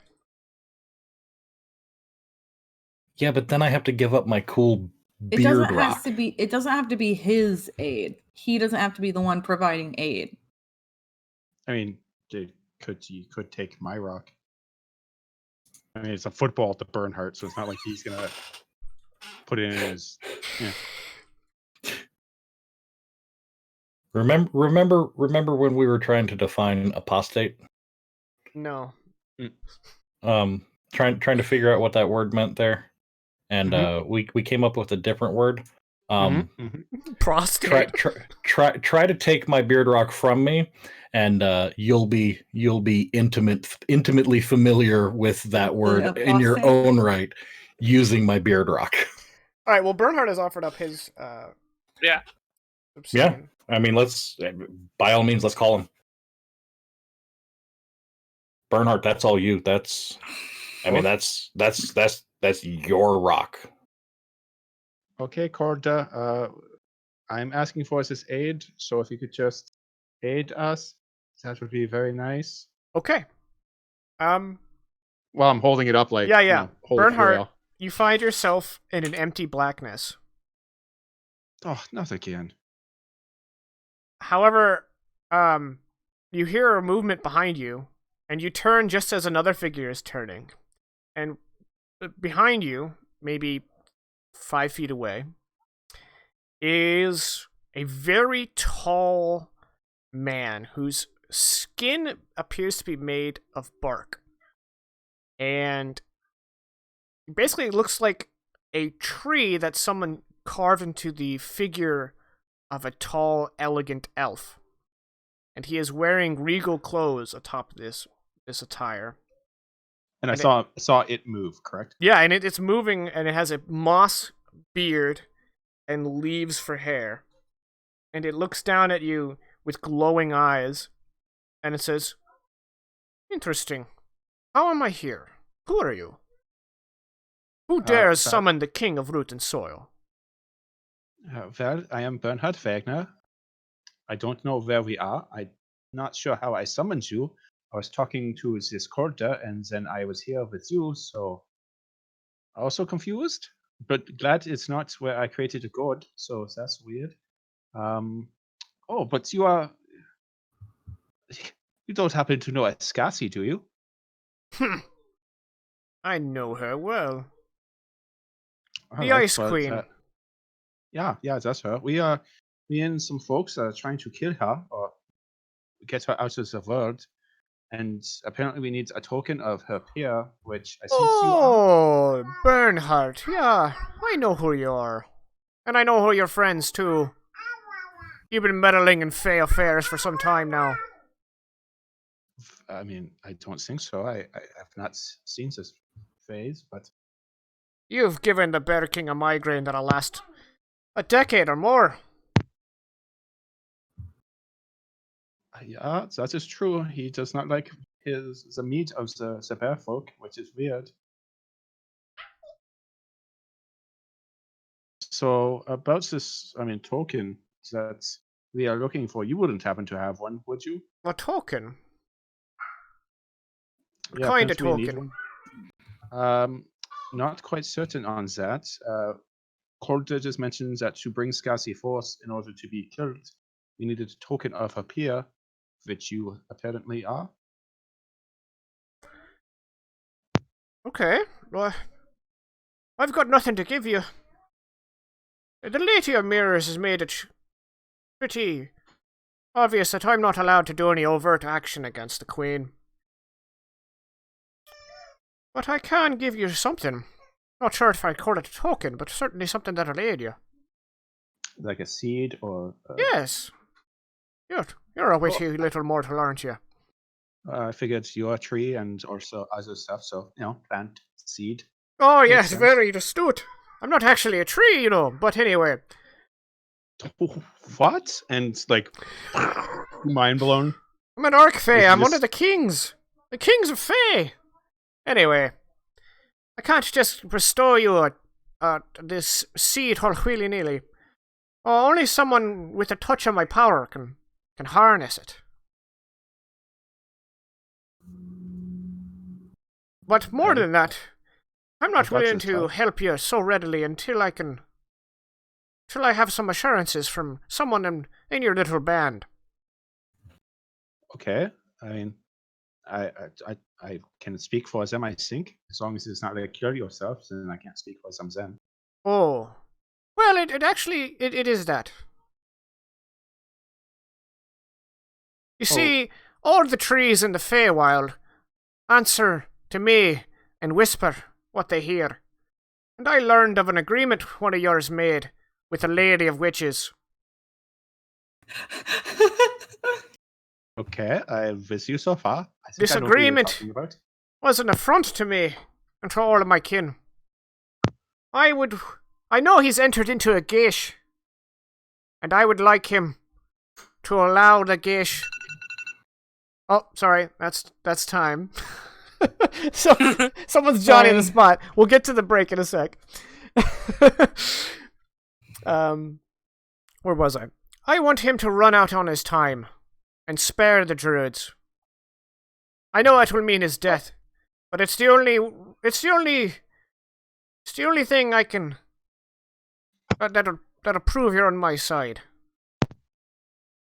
Oh no, I'm always about not killing us. So I mean, I'm sure I could convince him of this. Well, I'm not so sure. Get back to me if that half giant agrees to my terms, and then I shall need a vessel for my power. Okay, it's just a couple questions before I leave. How am sure. I supposed to get a hold of you again? Well, I assume by the same method you contacted me this time.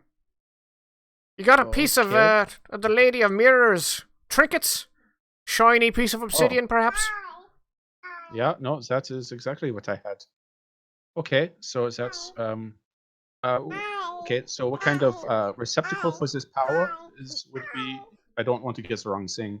I only have. I one need more of to these. imbue somebody with the ability to wield the seed, and then what this seed will do, right, is that in a fairly large radius around you, it'll awaken 1 in every 100 trees, and they will immediately start beating the crap out of the Endfrost. Now, it won't end the battle for you, but it'll definitely soften them up. Action of the Endfrost, or The armies of the Endfrost, you know what I mean. Okay. Well, Okay, so you're both wise and daft. I just thought maybe it was beat back the snow and would No, make it spring again. the trees will go all mental and start beating the shit out of people. All right, just It wanted may, to in a clarify moment, because if used at the right moment, it may aid you greatly. But it's the best I can do. But Okay, again, I well, need that's someone awesome. who has the power to use it. I need a willing mortal. I mean, I am a marshal, I think. Oh, sure you are. Okay, I just created. the Anyone gods, so will don't do. I know just what need my someone status who's is willing to do anymore. it. I mean, some also willing if it says for. Well, first you gotta get Hakan to stop the murdering. Yes, yeah. I'm just trying to figure out things. So Oh, no, yeah, I will, sure. I will get him to stop. Then I will also be this vessel. Take your so, time, okay, I'm a that's- patient man.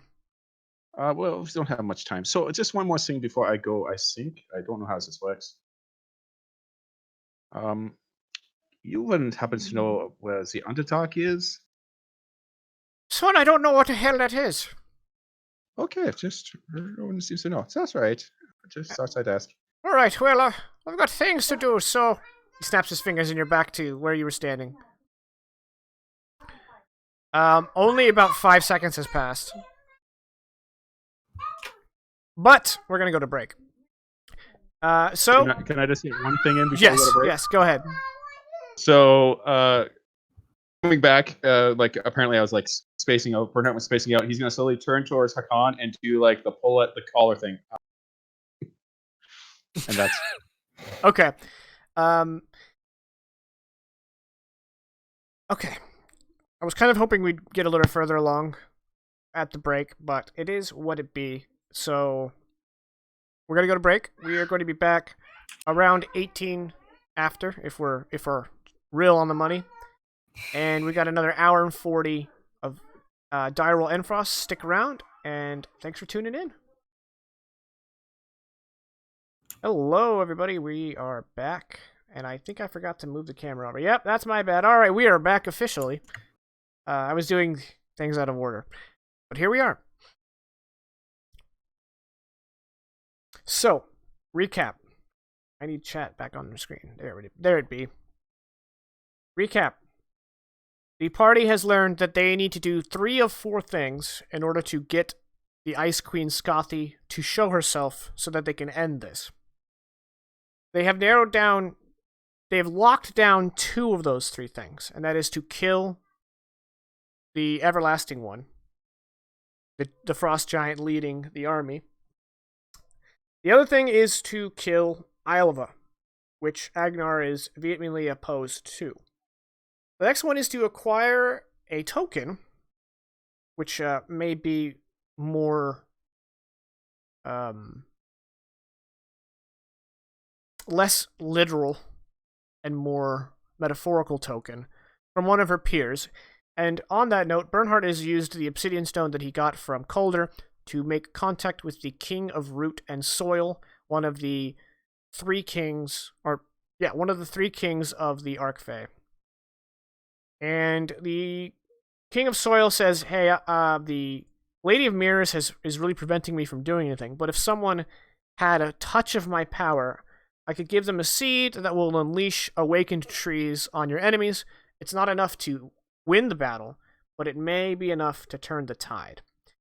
But if he is to agree to this, not only do you need a willing person to take his power, but you also need a Khan to make a decision. Roll scene.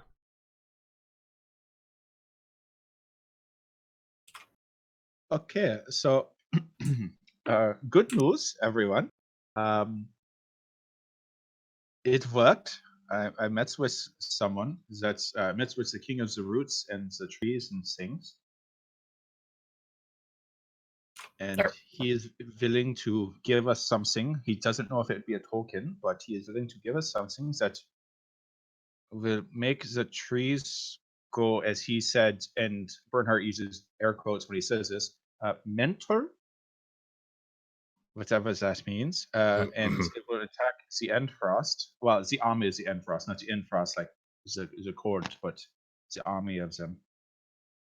He just needs someone to be blessed by him or something, which I volunteered for.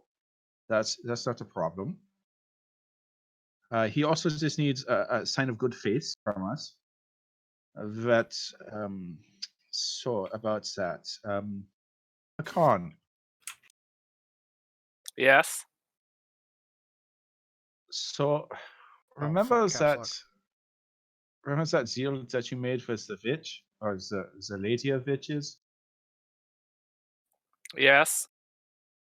Yeah, he wants you not to do that, and then he will help us. So it's a pretty straightforward thing. So I think we are in agreement here. So that's good. All right, moving on. So I'm just gonna have to use that other shard. No, well, I mean, I don't know how else I'm gonna get back to him if I don't use the other shard. The shard wasn't used up, for the record. Yeah, I kind of figured. I cannot not do that. Oh, okay. So you're not. So you're going to keep doing the quest things that. So you can be killing some druids, I believe is what he said. I wasn't quite paying attention. He was very interesting to look at. He was made out of bark, and he had moss for a beard and leaves for hair. It was very strange. Very tall. I am not good at deception, but I've kept something hidden from all of you. So, in order to come back to this world, this plane, I've made a deal with the lady, which she allowed her to open a passage from me back to your world, to our world, when you guys open the portal on our end. In order to get this deal going, she wanted me to kill some druids, which at the time I was in a different mindset. I simply agreed to, because what was just some random druids compared to me. However, if I don't do this, this hoped or deal will sap me of all my strength. If I do not do this, and I get sapped from my strength, I cannot die in battle. If I cannot die in battle, it's a worthless death. I cannot agree to this. However, I will agree to spare the druid if, at least in the modicum of help to send me back to the Lady of Witches, you let me fight. I want to die in battle. If I'm gonna die because of her, I'm gonna die fighting. I thought he was gonna be like, I'll not kill the druid because instead I will be the guy who brings the trees out. And I was gonna be like, Let's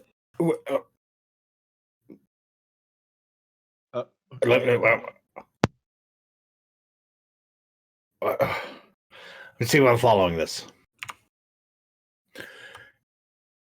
You kill the druids, we don't get the token, and as a result, we have to go with one of the other options, and the only other option. Okay.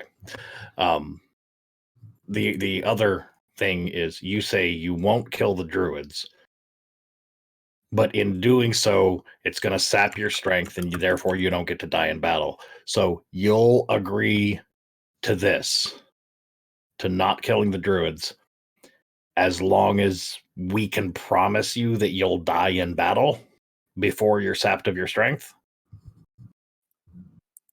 That, or that if I don't die in battle during the end, that we bring the fight to the Lady of Witches before the deal ends. I have a year. Oh. And you just kill her, or she kills you, and you still get to die. Because for a second there, I thought you were basically saying, hey, we'll do this thing, but if I don't die fighting Scothy, one of you guys is going to have to fight me and kill me. I thought that's what I was picking up. Well, if I like feel your my option much better. No, but if I feel my strength being sapped, I want to die in battle. And I look at Agnar in the eyes. I want to die in battle. AKA, out of character, if he feels like she knows that he won't kill the druids and start the poll before the year's over, he wants to die in battle, no matter what. Okay. Shit.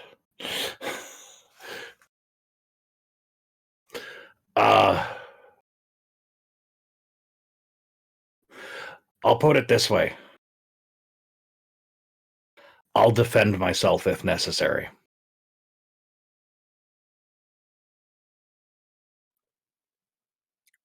Very well. I respect you, Hakan. I love you like a brother.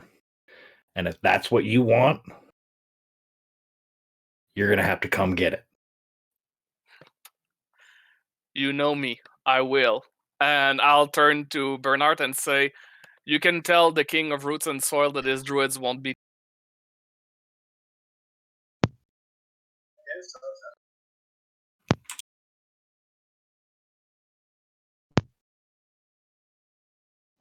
I'm going to actually use that shard, so sorry to take away your jewelry. You're gonna take Agnar's? Yeah. I didn't think the shard was destroyed. Yeah, no, you still have yours. I thought Jacob clearly said that the shard that I used was destroyed. No, I thought I just said it. You still have it. Oh, Yeah, But yeah, if you'd like to use his shard, I'm okay with that. No, okay. I thought you said mine was destroyed. Oh, all right. Then. I'm sorry. If there was miscommunication on my part, I apologize. But to correct it, no, your shard is fine. And to slightly interject, Jakin just smiled as he said, "If you'd like to use Agnars, I'm okay with it." Very expressly, don't use Agnars. What? No. Use Agnars. No, that was all right. that All right. All right. Anyway. No, all I'm gonna say is that both crystals aren't going to the same place. That's all I'm gonna say. Oh, yeah, that's what I kind of figured. Mm-hmm. So you might want to. I was just under the assumption mine was destroyed. Well, I'm sorry if you got that assumption. That's my bad for not articulating that. I might not have been listening properly. That's okay. Well, I think at some point you said used up, but you never said destroy. I must have misspoke. I'm sorry. For the record, your crystal is fine. Okay, well, I'll be back then. Kuldr, bring me back. Okay. So bring me back. We're not going to use Agnars because No. it adds to the equation because Agnars is connected to the Lord of Shadows. Okay, that's okay. So- Moving on. Okay, so you were once more brought into the black nothingness with your buddy, your pal, the King of Root and Soil. all right. So I managed to convince him not to kill the druids. So that was easy.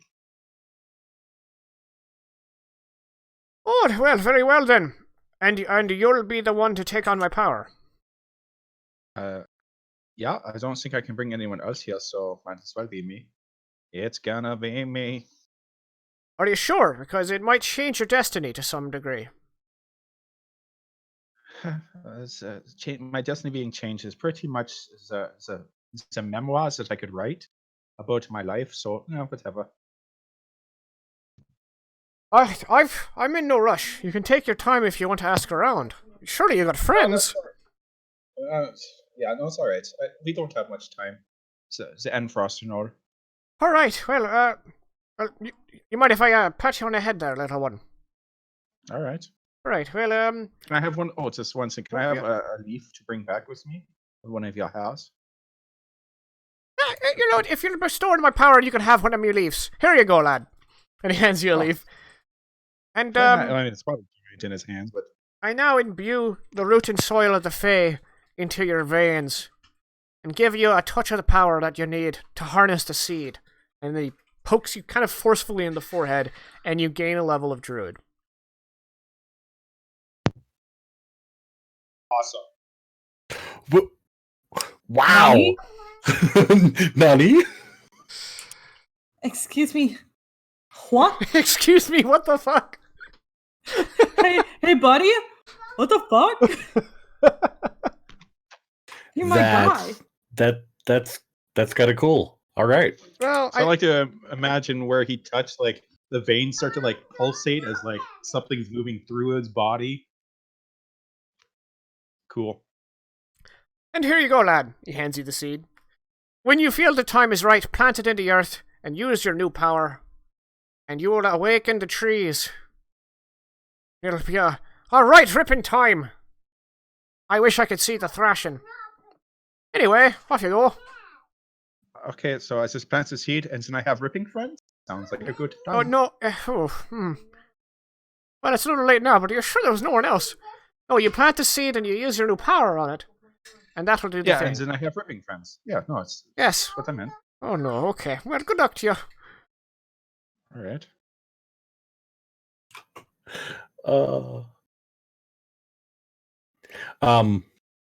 Out of character, Vegas demands that his head leaf is Bernhardt's druidic focus.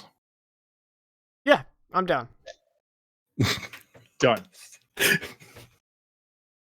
In fact, when he pulls it off, it gets larger. So, like, you can hold it in your hand. Like, you know, it's because I'd imagine he's got really small head leaves, but when he plucks it out, it, like, grows in size. Yeah, but he's also like huge, so like really. No, small I mean, to he's him is he's like probably- 7 feet tall, so they would still be kind of like itty bitty. He's not like a Okay. tree ant.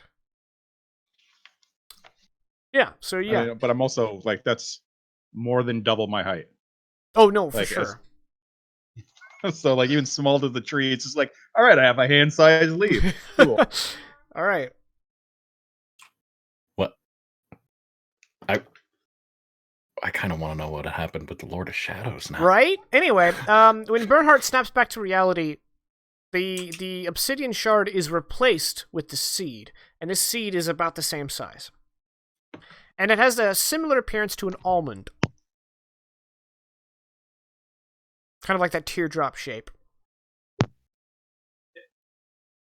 All right. So this is, I believe, it's a token, or it's the things that I use to make the trees my ripping friends, and then we have fun times.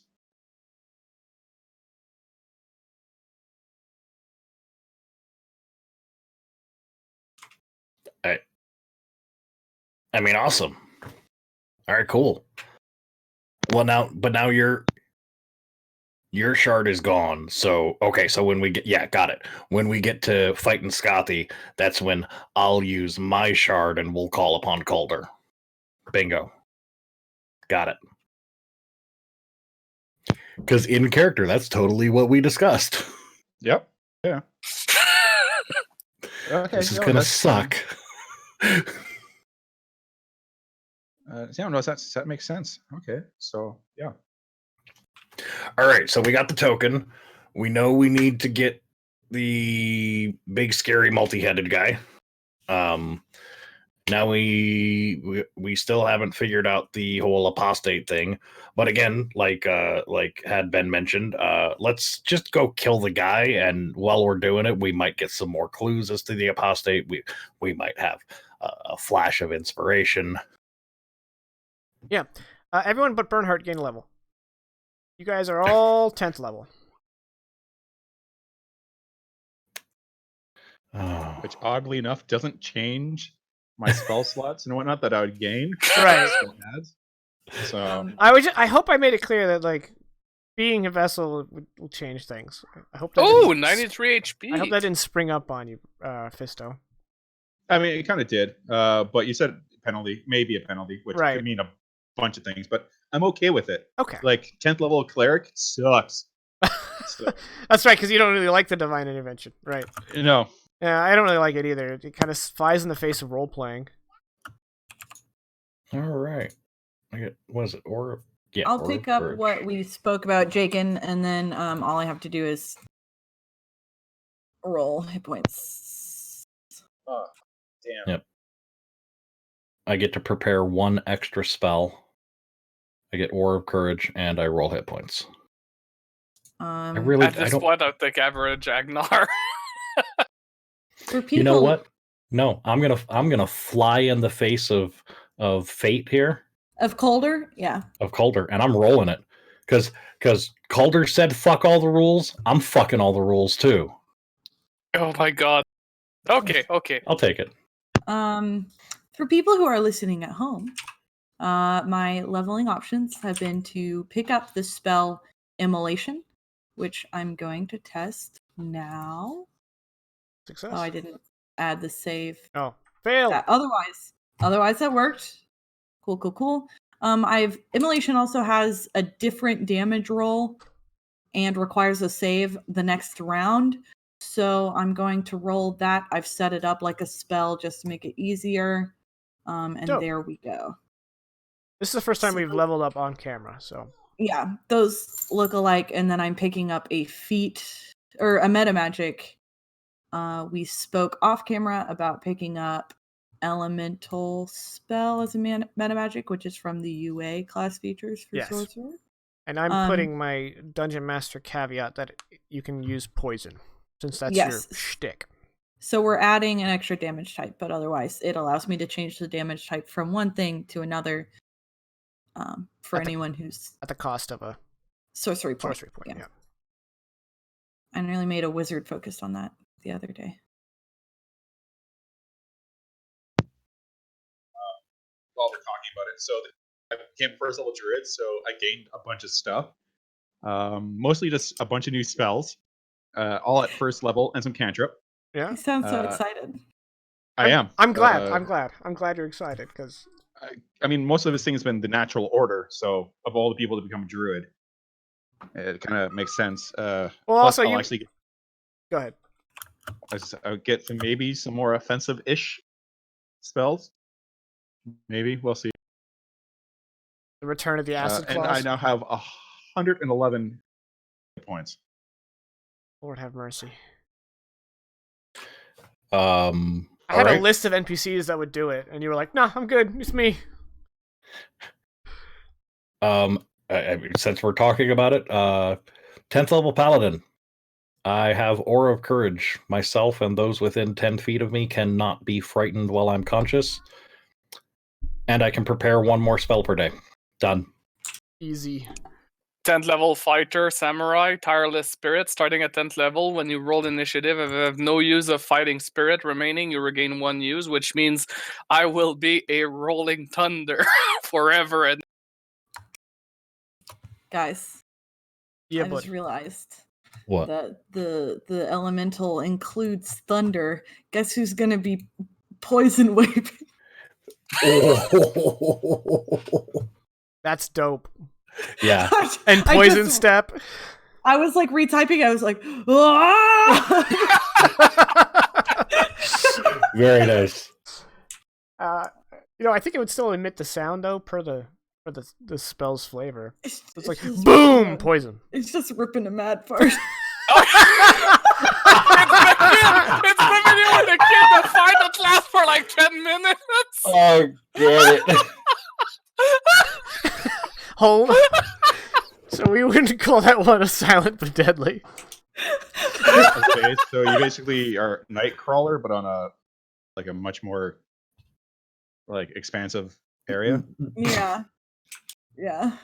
Because I mean, there's a BAMF, and there's also he leaves behind a trace of sulfur. Yeah. So Yeah. It's stanky. I'm just way stronger. Anyway, you're welcome. I'll be here all stream.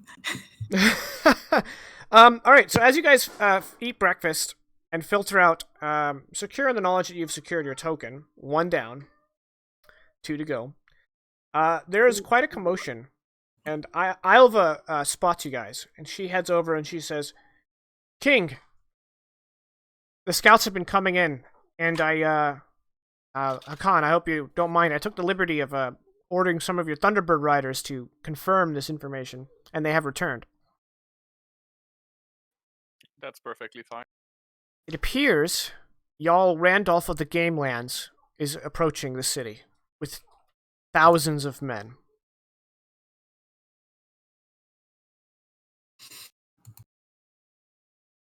From which direction? From the west.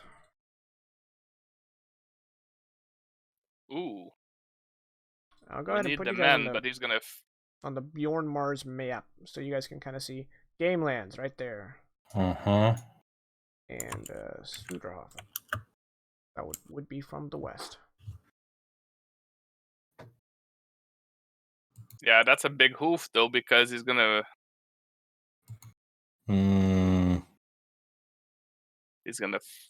come upon the Endfrost camp.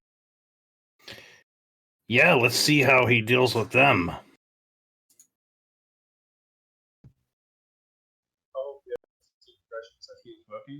Oh, okay, so that's very hopeful.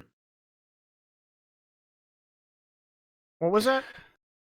I said we are not under the impressions that he is working with the Endfrost.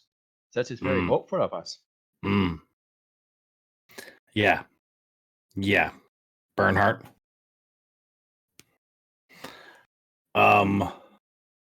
What do we know of this Jarl? He's very aloof. Gamelands is a strange place, but the late King Gunvald told him to marshal his forces and to come to Suderhofen. Ooh. Are we not Yeah, how assuming long ago was that? weeks by now? Mm-hmm. What am I missing? Let's keep an eye on him and his troops. Let's hope that we're welcoming friends. If he attacks Endfrost from the rear, we need to be prepared. All right. But we also need to be prepared to not be welcoming friends. I see. We have a small problem. The dock ward was Falky's domain, so that we have no commander there at this time. Who'd do a good job with it? There's not a wealth of people with combat experience left in the city. Unfortunately, I am inclined to say probably Holvey or Oddmund. I suppose we can put Oddmund in charge. This is your city, girl. Who do you feel most comfortable there? Well, Holvey has experience in sieges. I'll put him in charge of the dock ward, and I'll put Oddmund in charge of the bridge district. Sounds like a plan to me. Holvey's first task will be to prepare a counterattack, but to hold for now. I'll see to it. Anything we can do to help you, let us know. You ready to kill some goddamn snow goblins? You better fucking believe it. I love that that's become a family trait. Yeah, it's a familial. Wasn't it in the letter? Like, he talked about the gods dance? Mhm. Yeah. Oh, yeah. You're, the fatigued. They've had 2 rests, which is required. They are no Oh, longer okay. fatigued. You were right, but remember, it takes 2 because of the big-ass blizzard. Yeah. Not for Mac because they're acclimated to cold. Right. But the garrison also got 2. So the Yes, max would yes, have been fine previously. Well, that's fine. I Word. didn't plan on using them. However, if there's going to be a counterattack, they might be the ones that are going All to go right. out. You guys line up on the river gate, which is the western gate. Mm-hmm. And you kind of guessed it, you bastards. Mm-hmm. When Randolph's troops arrive, they start pitching camp with Endfrost.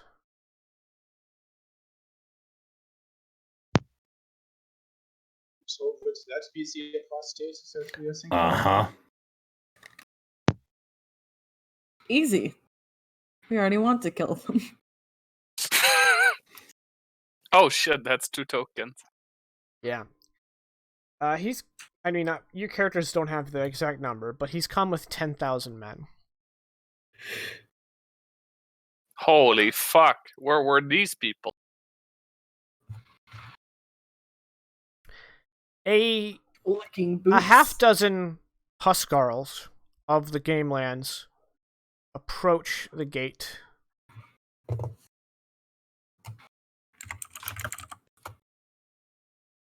And they say, "Hail! We come with a message from Jarl Randolph for the king."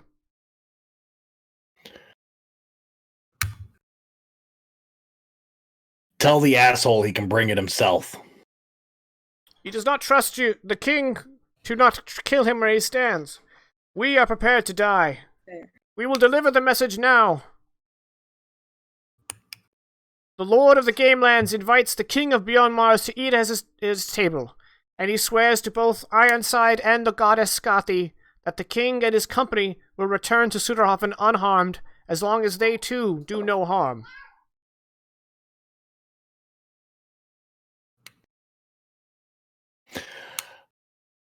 I'm gonna look at Akulu.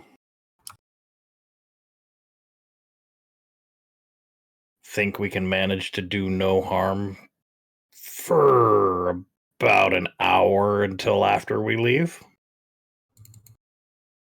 If you give me some time and some money. You have as much money as you need. I love that. Cool. Let me see what Jakin will allow me to get my hands on. How early do we have to? Well, Go. presumably he means to eat for lunch. Yeah. So you have a couple hours. Coward. Probably, yeah, about 4 hours. Well, The Huskarls will turn and return to their camp. maybe I should have done dominate person. Cool. Mm-hmm. Do you still have that jug thing that you guys found? Mm-hmm. You said something about that being able to create some sort of poison, right? Yeah. It's pretty basic though. Right, but you're a all-powerful witch. Can't you make it better? That's a Or question. worse, given the context. Yeah. Better for our purposes. Yeah. Cool. Cool.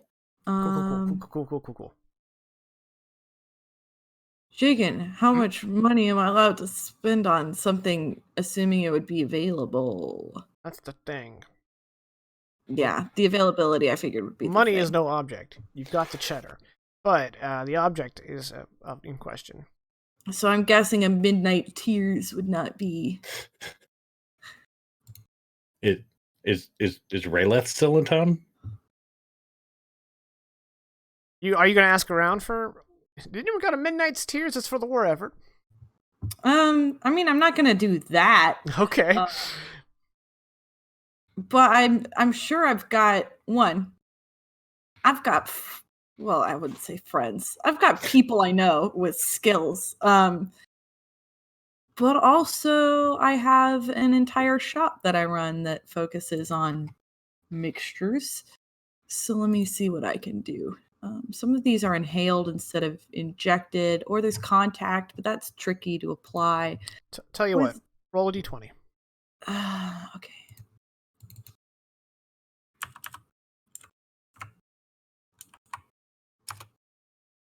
That's You 7. do not have I already forgot it. Midnight Tears? You do not have a Midnight Tears among your collection. Yeah, that's fair. I mean, it's worth 1,500 gold pieces. Yeah.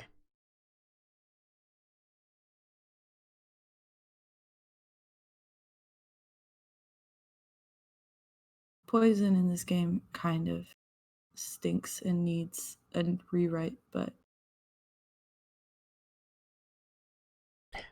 Yeah, we would go with a more narrative version of Poison. Kind of like we did with the Bear King, you got a con save, but yeah. yeah, or like we did with the Trolls. The ogres? Trolls, The ogres. Where they just kind of fell over. That was a fun scene. That was really fun. That tracks. I liked it. That tracks. We have fun on this stream. Sorry, yeah. Pale tincture would be another like roll d20. Hypothetically a thing. Either that or we can do serpent venom, but that's injury based. Otherwise, give me a second and I can come up with a different plan. That's a 9. No. Say injury based. There's a really good episode of BBC's Sherlock. With the belt. Yeah. That was a good But that requires too much like access. That's fair. Remember, we're not going to get a lot of access. Yeah. If I can suggest to someone else that they, a serving person, that they slip something into the drink, that would be our best bet. But yeah. Armed. I almost got dominate person. That would have been perfect. But here we are. Okay. Well, I mean, if it's not a viable option and we've got a limited amount of time, at the very least we can go hear what he has to say and get a lay of the camp. I mean, yeah, I'll be a bodyguard, but I would recommend bringing other people along. Oh yeah, no, I'm like we'll be there, and I would probably bring my Huskarls. Jigen, how likely would I be able to, in the amount of time we have, make a basic poison better? We roll your poisoner's kit. Yeah. And then, depending on your roll, we will figure that out. The attribute would probably be intelligence. Oh, intelligence? No, there actually is a poisoner's kit. Do you not have a poisoner's kit? No, we had talked about using the herbalism kit instead, but I can set up a poisoner's kit. No, we'll take the 23. Okay. Yeah, you improve a basic poison. Okay, I have a half ounce of an improved poison. Okay. You can choose what that means, Jacob, but I have so chosen. yes. So I have it. And it'll just be an issue of speaking to someone with access. Cool. Cool. All right. Troy and Abed in the morning.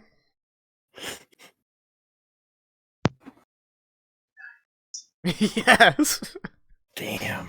I had to wait for my headset to pick up, otherwise it would have been sooner. It's 2 a.m. Go to bed. And other situations where I kind of wish I was still playing Rayleth, because we wouldn't need anyone with access because we'd have access. Yeah, but So you're also gonna go you have wouldn't lunch be with the Randolph? king. Yeah. Cool. I'll punch him in the ding ding. So it's the 4 of you plus Huskarls. How many Huskarls? My Huskarls. You have a lot of Huskarls. Yep. Okay, so you come out there with a procession. Oh yeah, it's a power move. Got it. Are we all dressed up and everything? I Roll for will swank. I will take the time to resummon Olaf, my war elk. Oh, I forgot about Olaf. And I am in front God damn going, it. make way for King Eggnog. Yes.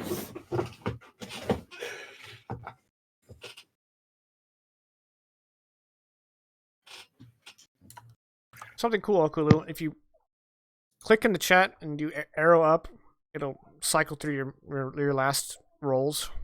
Like Yeah. your last text. So you can just do arrow up until you get the roll the Oh, 20 and Jesus. hit enter. I meant to do this. Noise. For Automatic swag. 20. Alright. So you guys roll up and you come to a basically a tent, an open tent where a table has been laid out with a lot of fresh game. And I will have to remind everybody that it is the dead of winter, and you guys have been living off of rations for weeks. So, despite yourselves, all of you are kind of salivating at the chance to get some real hearty venison rabbit stew that isn't dried and salted. Sitting at the head of one side is a very barrel-chested, bulky man who has a really untamed beard and hair that kind of frizzes everywhere. There seems to be a random assortment of braids in his beard and hair that don't seem to really line up anywhere. And he goes, "Where's King Gunvald?" King Gunvald clearly wasn't very good at his job. Didn't know exactly who to trust and who to feed to the wolves. So I called him on his bullshit, and he called me to the square. I'm Agnar Runerson, King of Bjorn Mars. Well, I didn't vote for you. Have a seat, King. You don't get a vote anymore, asshole. Well, I reckon not, but who's left among the Jarls to even cast that vote? Enough. Alva, actually. Well, Agnar Runerson. Mm-hmm. Runerson? Mm-hmm. You're Einar's brother. Yep. Where's that pup Fenrir? He's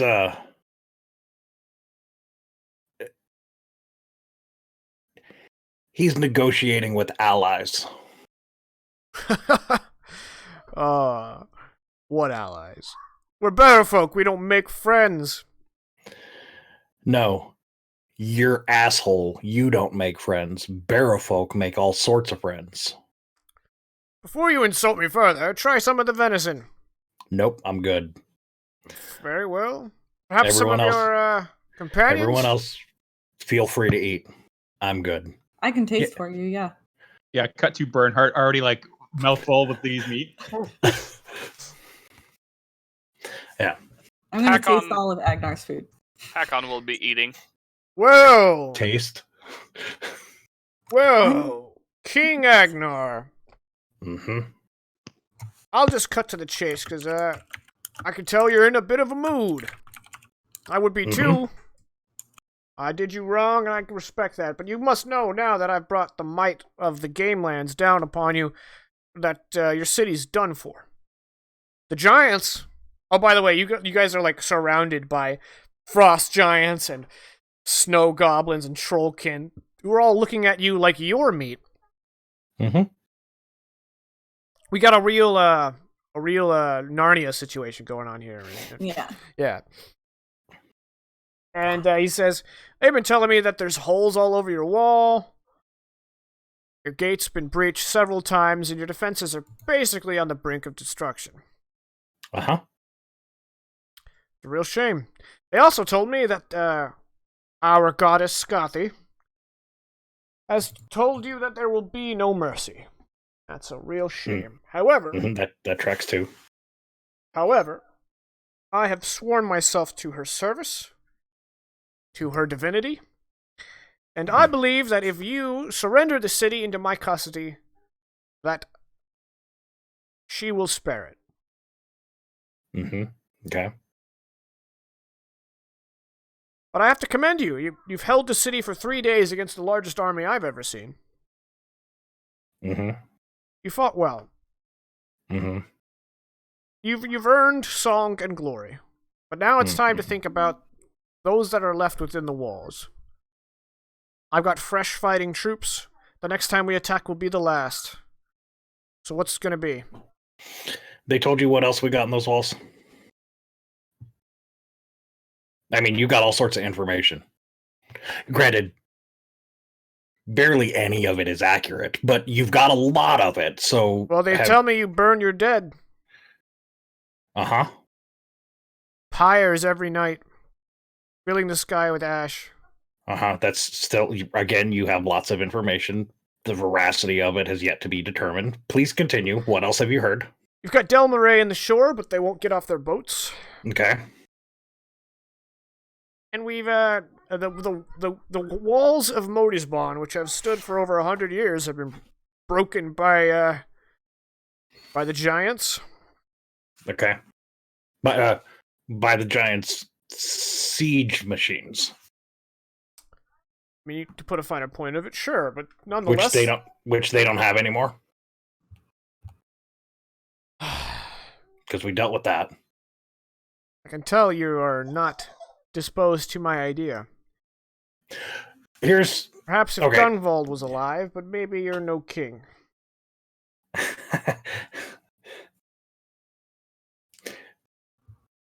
So, counteroffer.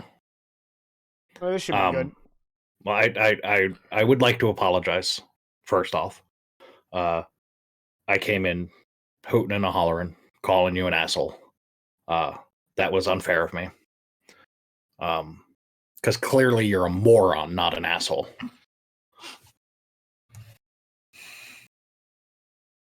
Yeah, you've got fresh troops. And all of them are loyal to your goddess. Was that right? Yes. Okay. You know what? I'm going to apologize a second time. You're not a moron.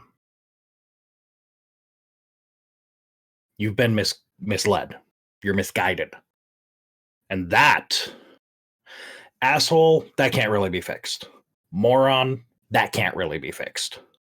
Misguided, you can be educated. And I know out in the Gamelands, education ain't a top priority, but Bjorn Mars, we're going in a new, more progressive direction. Education is like a big plank in my platform. You insult my intelligence. No. No. Not your intelligence. Then my intentions. Regardless, you have come in here with fiery language, but I am the only Jarl, aside from the Jarl of Suderhofen, left standing in all Also, of Bjorn Mars. Again, incorrect. You are misguided. You are misinformed. Regardless, your city is the last stand of Bjorn Mars, while my people have been completely untouched by those you see around you. And there's like a general like Because you made a deal. You've made a deal with quite. Well, I'll say figuratively. I was going to say literally. Quite figuratively, devils. You've turned your back on your people, on generations of tradition and honor and blood. So, here's my counter proposal. Let me tell you something. No. You speak to your king. I didn't vote for you. My counter proposal is Not that liking.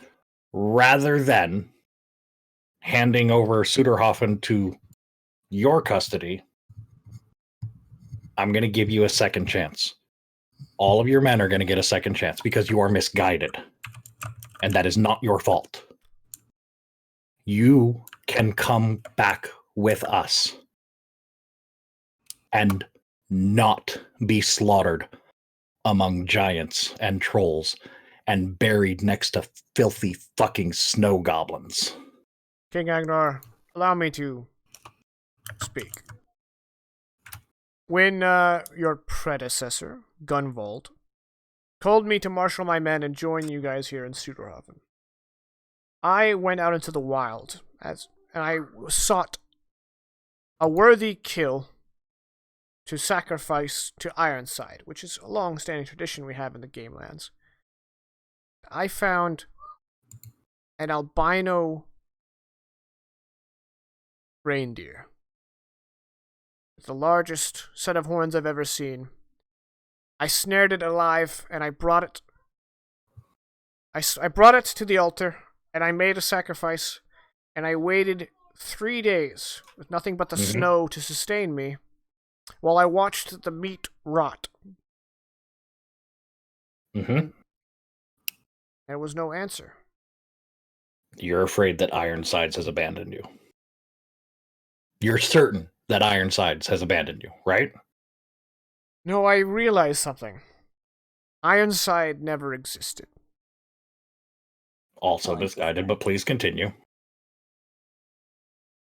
What is a god if not a To a being non-believer. of incredible power? Mm-hmm. Scothy has rallied everything north of our borders under her banner, and her acolytes wield power unlike any we've ever seen. So why wouldn't we serve her? I have made night into day. Bernard has created a. Isn't that powers akin, if not more powerful than Scotty's tier? And you haven't even begun to see what our resident holy woman can do. My liege, if I may, this Please. man has reasonable fears. I mean, Indeed. it cannot be excellent for morale to have Burfolk troops stationed in the midst of snow goblins and frost giants. Is it, I speak humbly in the face of my king, is it not reasonable that he would be afeared? He has no evidence of our great power.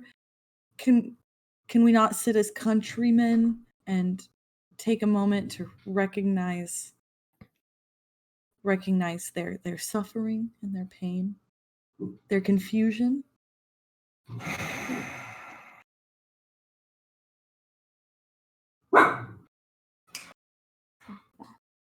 I am again humbled by those I keep near me. Thank you, both. Let's eat.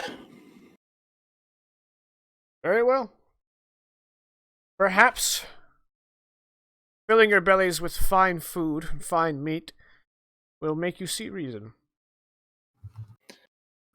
I hope the same holds true for you. Now, in the Gamelands, we do not have a ready supply of mead, but perhaps you shall enjoy this other beverage. Clearly, you've provided from the Gameland already. Yes. We make a sort of ale out of the roots grown in the Gamelands of a very specific type of plant. It has an earthy taste, but it will definitely get you buzzed. It's an ale made out of roots. I'm not a brewer, but suffice to say, it's bubbly. Come on. Yeah, it's a root-based beer. Yeah, exactly. That sounds delicious. We'll just gingerly place it in our mouths. Yeah. Grip it and rip it. It's a favorite of the Federation. It's awesome and awesome. A&W.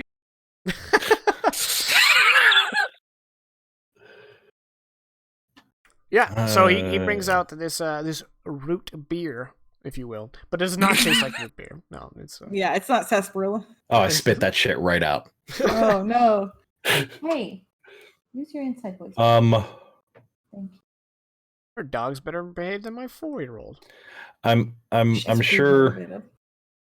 I'm sure that at the very least, Kulu and probably Bernhardt and Hakan have things that they would like to do. So suffice it to say, while eating, I would just like to have a pleasant and calm discussion with this misinformed moronic asshole.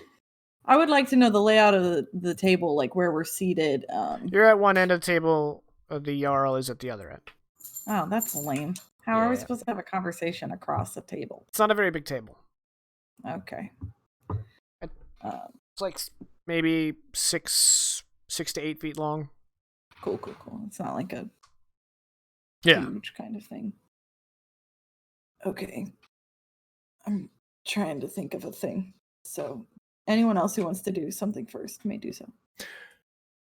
I'm going to be explaining to him that I'm not surprised that Ironsides didn't answer, because Ironsides did exist, but he's dead now, and Kuldr Wow. is the way to go.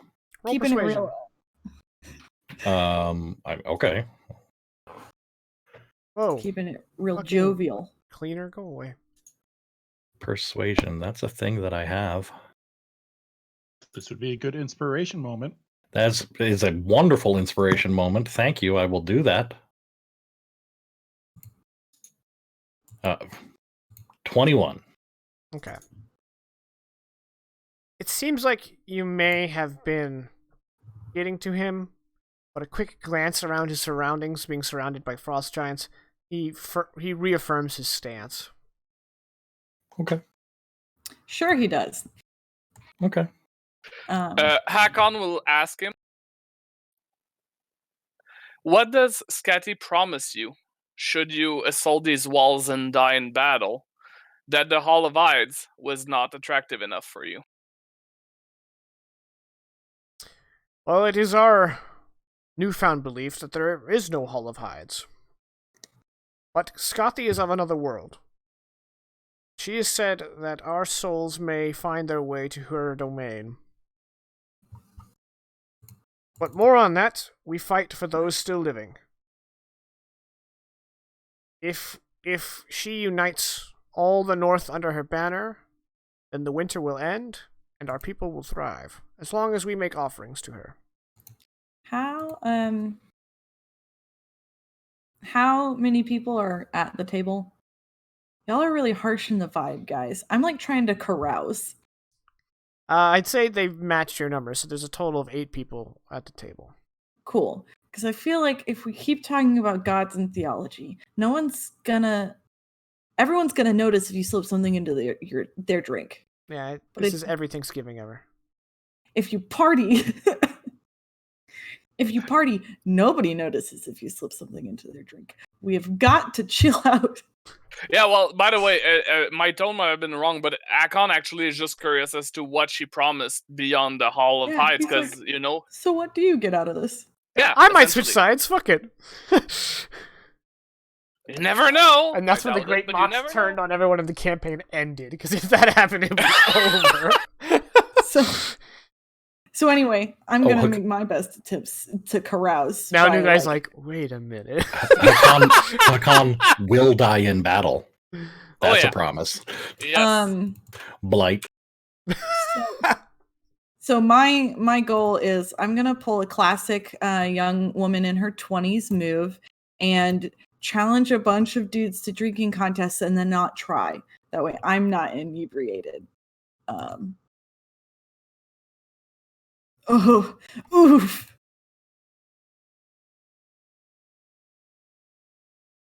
But not two blights. But Shaking, really getting out there. if it helps Akulu, I like Hakon, when he sees that she's going like for a drinking, will happily partake in a drinking contest. I mean, I'm very much being like, oh, so you think this root beer is stronger than our mead? I'd like to see you try. And then pretending to be affected by root beer. Okay, well, if you're going to try to get a party started, I'm going to need a persuasion check. Hell yeah, hell yeah, hell yeah. I mean, you And could also since I'm just pour proficient mead. in oh, go ahead. What? Aokulu could pour mead from her jug I can. to really get the party started. Yeah. And I'm proficient in persuasion, and I'm helping her start the party, so if she wanted to vent... Nice. Okay. Hakan is advantage. proficient in persuasion, but Agnar isn't? What is this world Surprise. coming to? 20! Oh, with a 20, okay. You sufficiently get the party started. Oh, don't dab! I'm gonna remove my my help. Too late, buddy! We got it started. We're playing Flip Cup in the midst of some snow goblins. Fucking flip cup. A really brief aside, I competed at a beer Olympics in Scotland briefly, and I was the only person on my team who knew how to play Flip Cup. It was incredibly embarrassing for the rest of them. Anyway. Bernard. I just see Blinky, listen. Look, Blinky was not on my team, but I was also the only American and the only girl on my team. So I was like, ha ha ha, get on it. I got the nickname Moira. So that out of the way. No, let's forget the session. I want to hear about this. No, I'll explain later. I want to get them carousing. I'm guessing I'm not getting head honcho carousing, right? No, yeah. He's like, yeah, bring more root beer. Cool. Cool. That's the name of this. That's the name of this VOD. It's just cool. Those spaces. Who seems to be the slowest of his men? I don't know. The guy across from you. Kind of taking the root beer hard.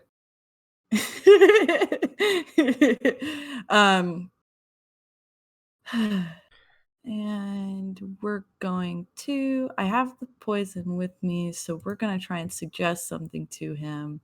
And it's going to be real chill like, and it's going to be real flirtatious, and we're going to ignore the material component.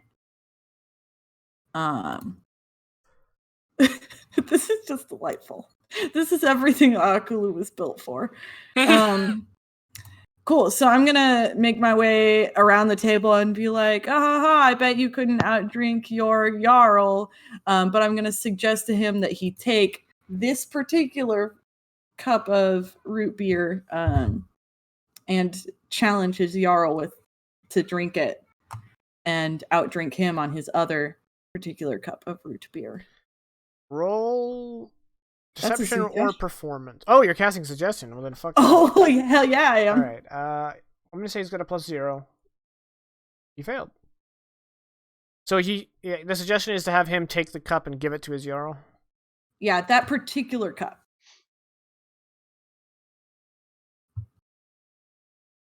Okay. Yeah, he does. He hands it. But Gi- I want wait. Give me a I performance want- check to mask your movements. Okay, but I didn't want to specify that I want him to like hand his king his cup, and then like I'm gonna give him random menial tasks to do throughout the night, and make sure to think of me before bed. Haha. That way the spell lasts up to 8 hours, so he doesn't realize he's been charmed until later. Okay, I'll allow it. Do give me a performance check, so that Cool, he cool. doesn't see you, shuffling your cups around. I mean, yeah, that's fair. I ignored the material component though, so it's just the verbal component of the spell because I have to have one. Performance. I'm going to use my inspiration. Cool. For advantage. Oh, 14.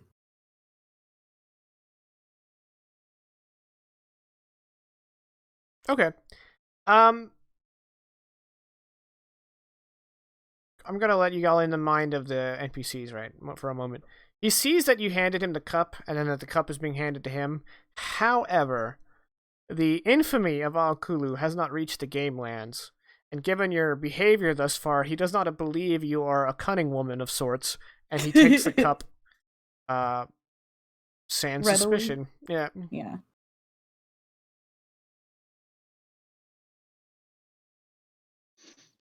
So you were saying, Agnar, you need to gain 1 more hit point? Nice. Yeah, bro. Nice. Nice, bro. Nice. Darn it, I forgot to add 2 hit points from being a sorcerer. 1 second.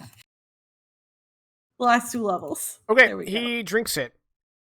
What was the substance? It was that improved poison in root beer. Okay, and it was just We an made ingestion poison?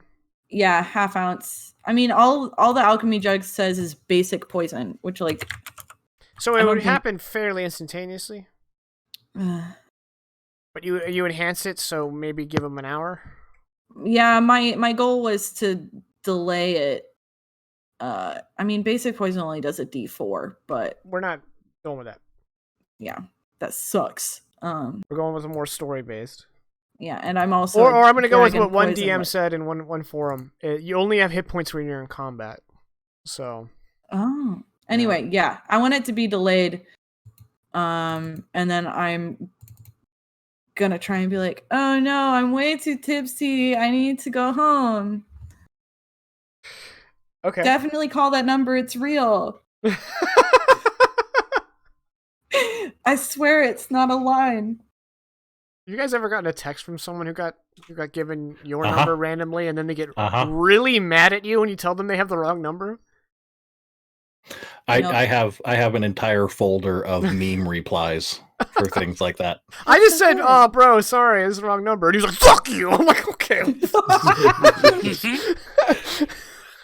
calm down." Yeah, day in the life. Okay.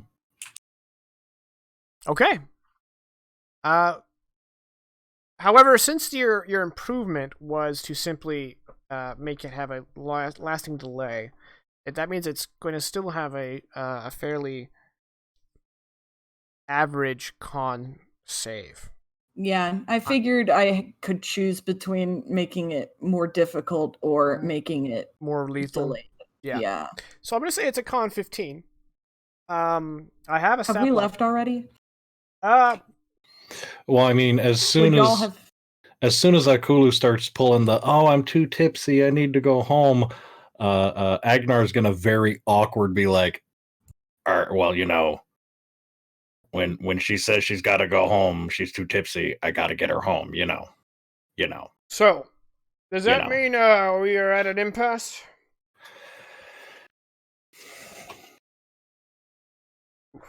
It means I'm going back. We had so much fun tonight. Give us some time to talk about it. Alva's like super rules lawyery. Listen. You may leave. I am a man of my word. But so believe me when I say the next time we attack, and he gestures to his men, will attack. It will be the last assault.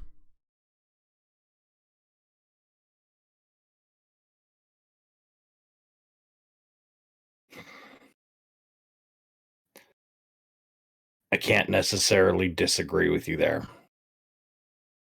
Next time you attack, it will definitively be your last assault. Well, I shall leave you with your hubris, my beer, and my meat in your belly. I'm glad to have done you this one kindness before you die.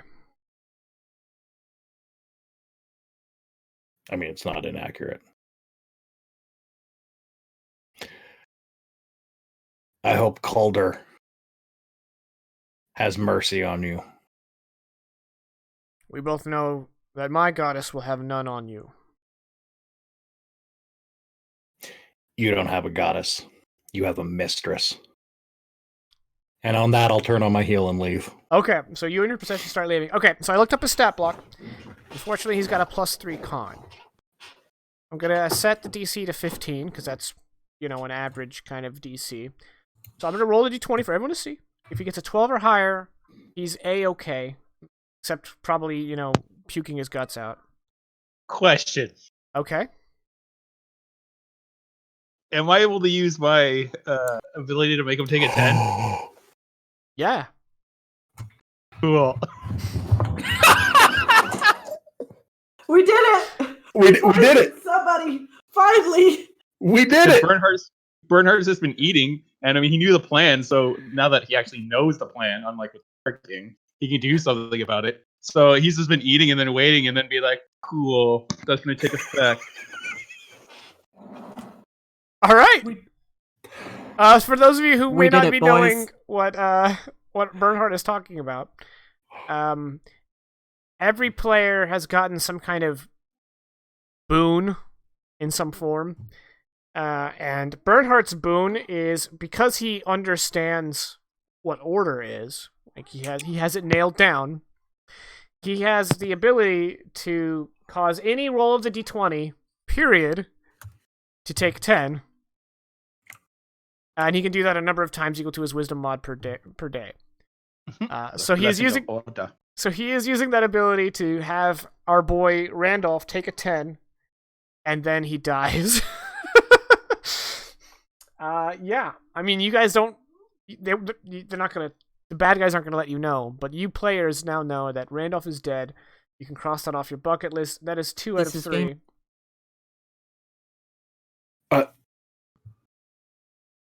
I'm so happy right now. Peru, we lost you for a second. You started talking, and then it was nothing. Oh, I said that's what we call a pro gamer move. Yeah. Yes. Big brain energy. Mm-hmm. All right. Oh, I'm so happy right just now.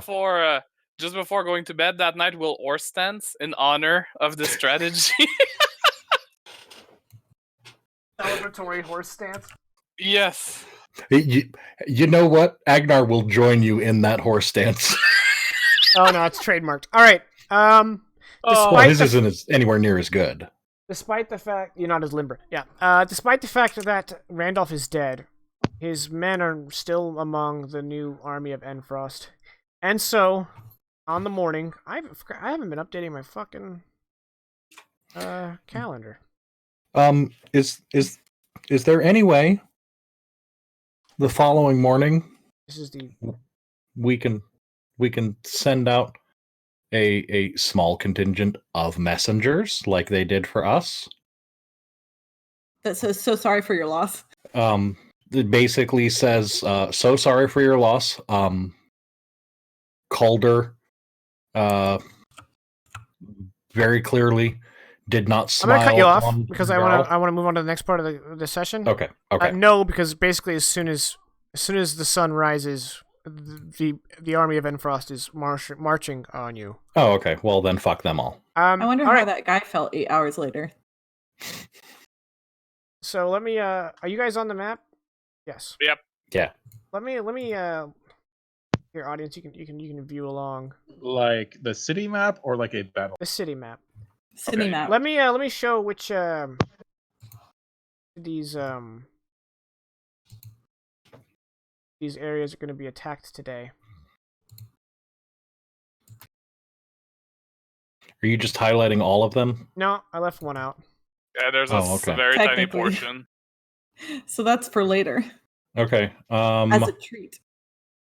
So, joined by the men of the Game Lands, it appears the Endfrost has emptied their camps, and the whole of their host is assaulting you. In fact, they are even crossing the water here, using the freezing it so they can march across it, and smashing against Heartswood Burrow for the first time in the siege. The only place they aren't attacking is the Bell Gate, because they are instead directing their forces to Modi's Bond. So, if you guys would like to assign your legions, rearrange troops, and then decide where you're going to commit yourselves, we can do one encounter before the end of the night. You guys think that'd be cool? My thoughts were to spread them out as evenly as possible because we kind of knew this was coming. Okay. You got 8 legions to play with. 1, 2, 3, 4, 5. Let's put One in each of the places getting hit, at least. 1 in each, so that is 5, and that leaves us with 3 to reinforce.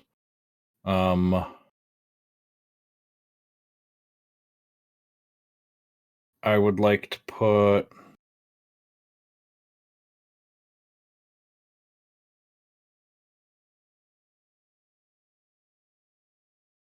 two in the dock ward. Sorry, a total of 2. So 1 of the additional over in the dock ward. 1 of the additional in Modi's Bond. They get real crowded. And the last additional in the markets in case they break through the dock ward. Okay.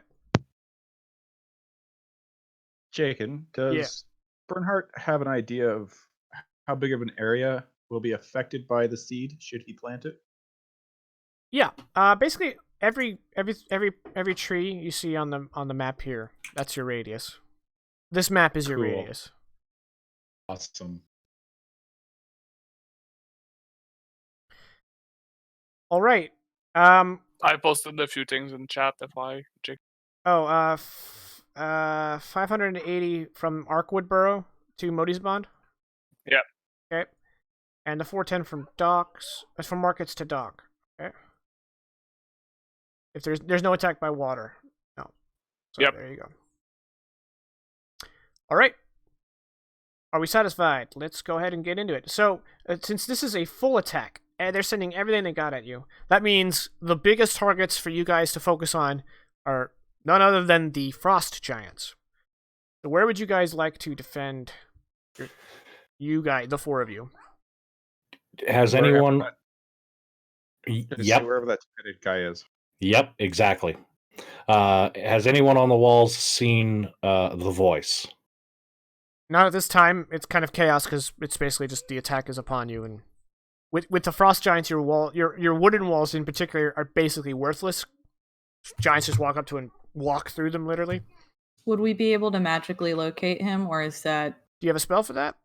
Because there is a spell. I do. You have a locate Yeah. creature? What's the range on it? 1,000 feet, unfortunately. Yeah.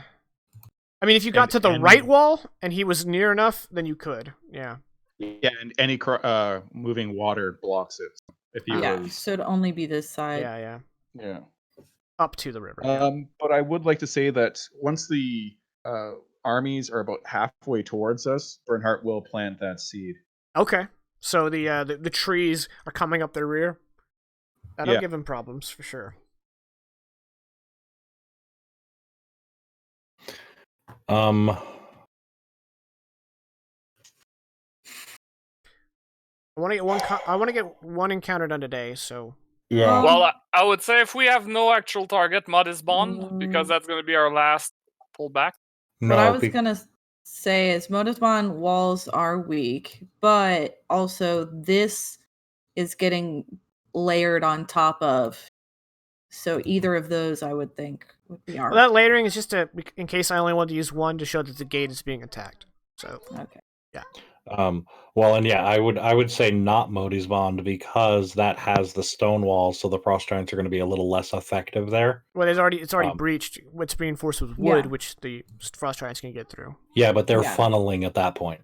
True. Um, I mean, regardless of any circumstance, Modisbon is the most defendable position. Full stop. Yeah. yeah, but also we're taking Bjorn Mars in a new, more progressive direction. We are not going to hide among the nobles. We're going to Okay. protect the people. Okay. So where are you guys going?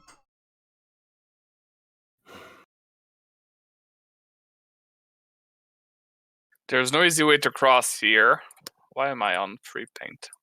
Well, I recall you guys took measures to prevent river access Mm-hmm. from like ships. Obviously, the undead skeletons. Right. Yeah. Yeah. I mean, honestly, I think our weakest point is going to be Coppergate.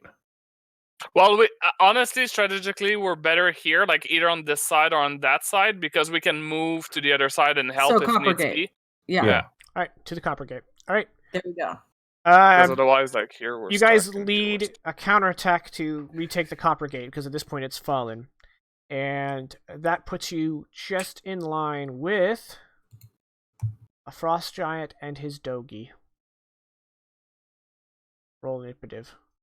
I've seen a movie. You kill the giant first and then the dog, because otherwise Yeah. the giant goes into some sort of berserk and just kills Yeah, everyone. Just a bad idea. And by doggy I mean polar bear. Perfect.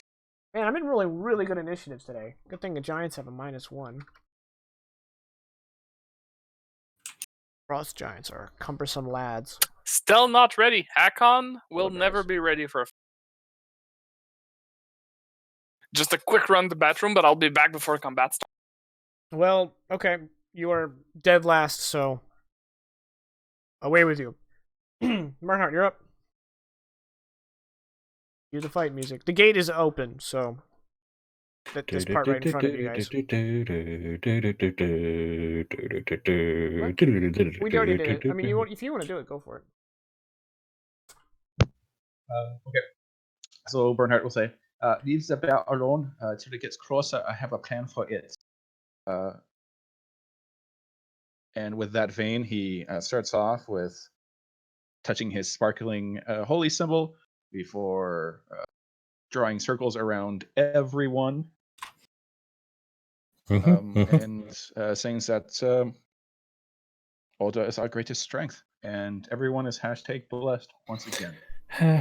#blessed. And Hakon, you're blessed. Okay, good.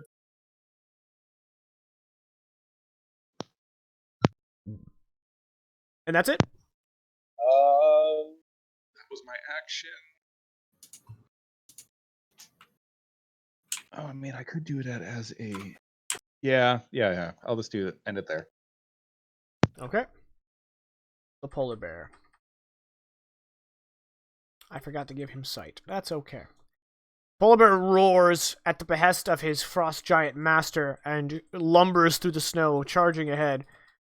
Because of the blizzard conditions, it will... Actually, they probably would have lightened up because they know they're not fighting with just ice maidens. So it's still snowing, but it's not blizzard. So let's just go ahead and say it's not difficult terrain for any of you. And he's going to go 5, 10, 15, 20, 25, 30, 35, 40 for his move action. And he is going to ready an action.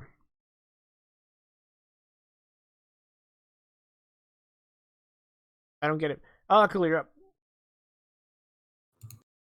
Kuldr, did you forget to adjust your max hit points? Because on my screen it says you have 52 out of 50 hit points. Yeah, I forgot to do that. Don't mind me. There we go. I fixed it. See? Nothing ever happened. Oh boy. We can see that. Yeah. Oh, that's a big old thing right there. It's a polar bear that Bernhard said not to attack. Bernard said not to attack it. Yeah, the polar bear, because he had a plan. Okay, well, I trust Bernard. But we can see this guy? Yeah, but he'll have cover. I mean, he's a giant I can see. That's what matters to me. Magic missile. So can I just say, I really like all these tokens. So this isn't a dig on the tokens. But Wider Path Gaming's giant set, for some reason, had every single giant but Frost Giant. Huh. I'm like, bro, that's the one I needed. So that's a Cloud Giant. Okay. Bring me to Forest Giant. I'm going to burn a 5th level spell slot. And we're going to try Immolation as a fire spell. That's a fire spell. Okay. Yeah, I'm using the fire. As you know. is, as it were. As it is concentration up to a minute. And it's a dex save? Well, he's got buddy. He's got a -1 dex, so a 17 It's up. getting wrapped in flames. Does not succeed. He takes 26 fire damage. Fire. Yes. Okay. And now he's burning. He shows bright light, dim light for an additional 30 feet. At the end of its turn, it can repeat the saving throw. It takes 3d6 on a failed save. And the spell ends on a successful one. And it just keeps burning? Yep. Oof. It actually burns whether he saves or not.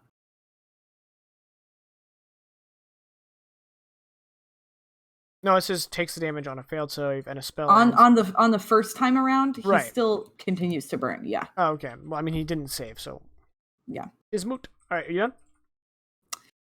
Yeah, that's it for me. Okay.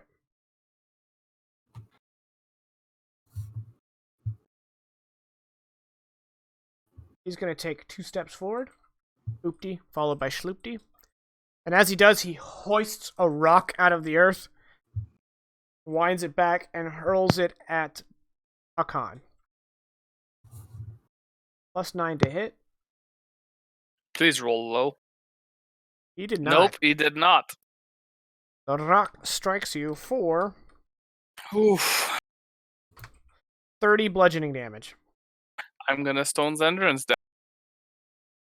And then it's Agnar's turn. So we're leaving the bear alone. The bear is blocking the door.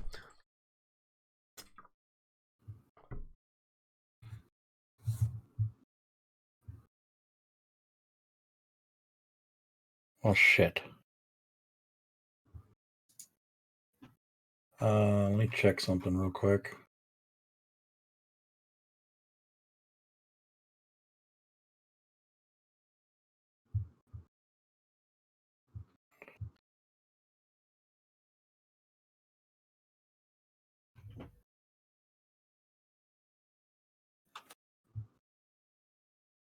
Man, people forget commas so often. I'm starting to think that there's a shortage of commas.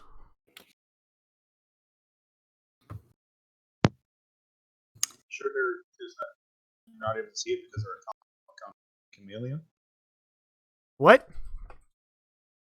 So are you sure you're not just able to see it because they're a chameleon? Oh no. They, go.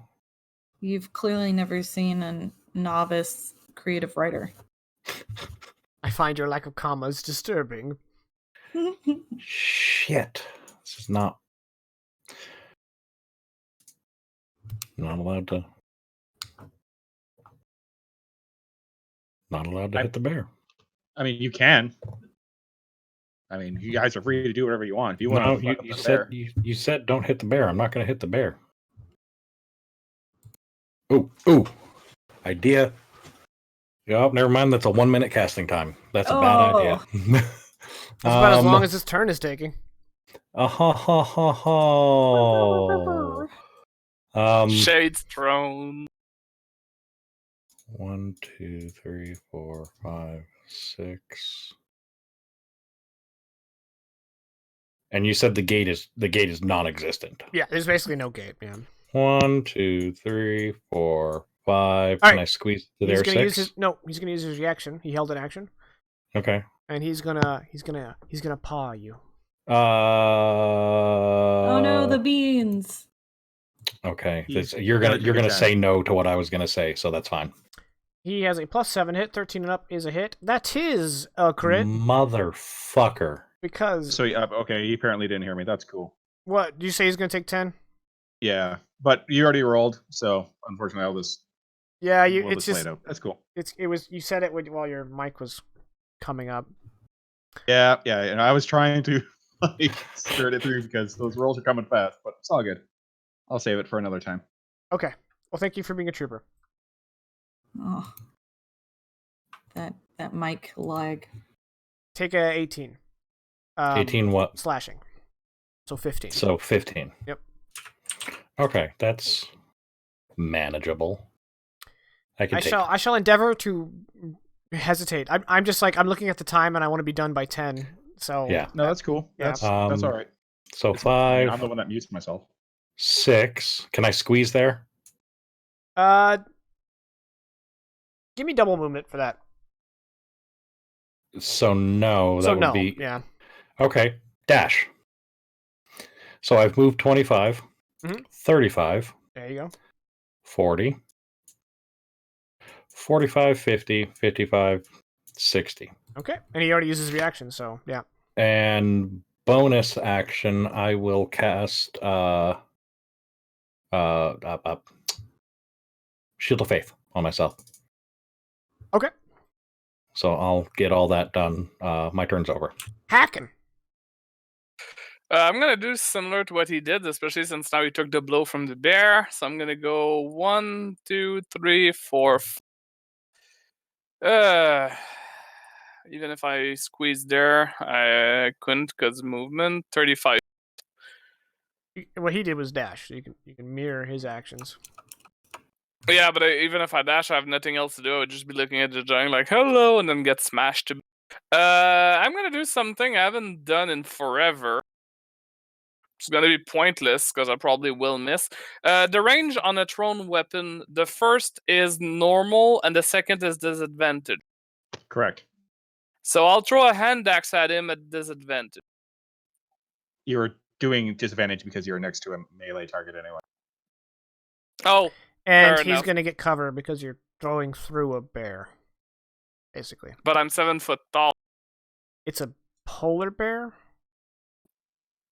They're big, but unless he's standing on his hind legs, I'm still gonna shoot. No, it's fine. I'm not gonna fight. Disadvantage and cover. Yeah, so I'm gonna give him well he's a big boy, so I'm gonna give him half cover. +2 AC. A 15 would have hit him if he didn't have cover. 16 actually with less. Well, you needed a 17. Well, suck it. Alright. I will suck it. So my hand actions bounce off of him and shit. Okay, that is it for me. Alright. Bernhardt. Awesome. We're about to super big brain energy of this part. So Bernhardt is going to step 15 feet forward, and as he does, he reaches into like his belt and pulls out some of the meat that he absconded with from the feast, because he filled his pockets, and he's just like holds it out and he goes, "Who's a good boy? You're a good boy. Yeah, you're a good boy. You want some food?" And okay, so Okay. first of all, wait. I'm gonna use my embodiment of the law ability, which allows me to cast enchantment spells that normally are an action as a bonus action. Okay. And I'm going to cast animal friendship on the bear as a bonus action. Okay. So it's gonna have to make a wisdom saving throw, which it's going to take 10 on. Okay. So you got an 11. I assume that's a fail. Yeah, that is a fail. Okay. Let me just scroll down to my new spell. Alright, question. Is animal friendship from Druid? Mm-hmm. Dope. It's that BDE, big druid energy. So he is now charmed by me for 24 hours. as part of the charmed, he cannot attack or target me with spells, and I have advantage on like social interactions with them. Okay. So that was 15 feet. I'm just going to continue walking up another 25, like my maximum, my 25. Still hands out, like slowly, like trying to approach this beast. Throwing him the food that I have in my pocket because I stuff my pockets real full. Okay. And so that was my bonus action. For my action.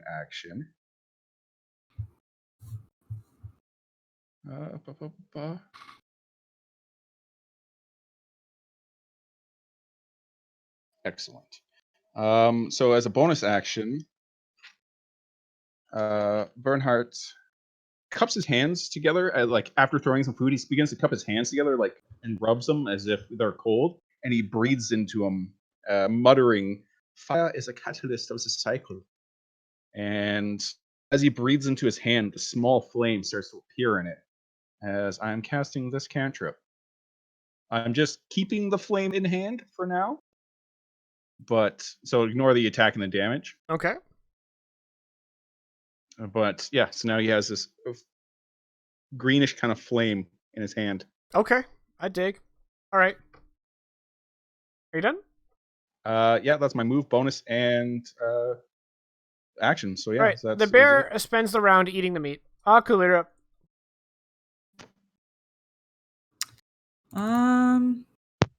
What's not concentration? I was kind of distracted by him just wooing an animal.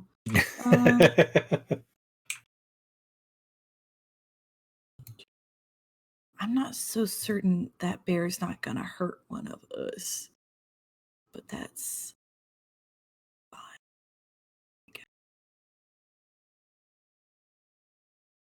fine. Cool. I'm just gonna chill touch isn't concentration. We'll do that from far away.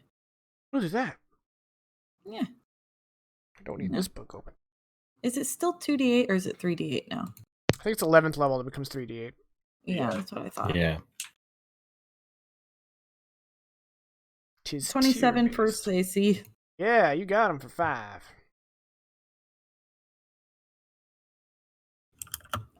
Cool. I hit him for 5, and then I'm gonna move to. I'm just gonna hang out over here. Nice. Okay, you done? Yep. And this is where Agnar finally dies.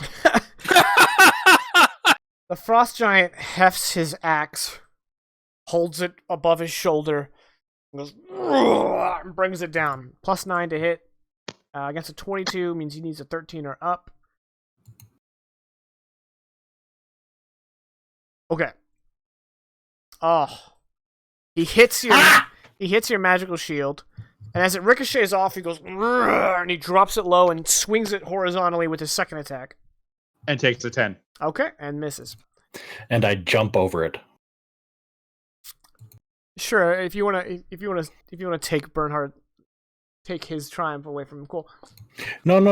That's like I'm fucking Bernhardt kidding. I'm fucking kidding. It's fine. Jesus it's your turn. Christ.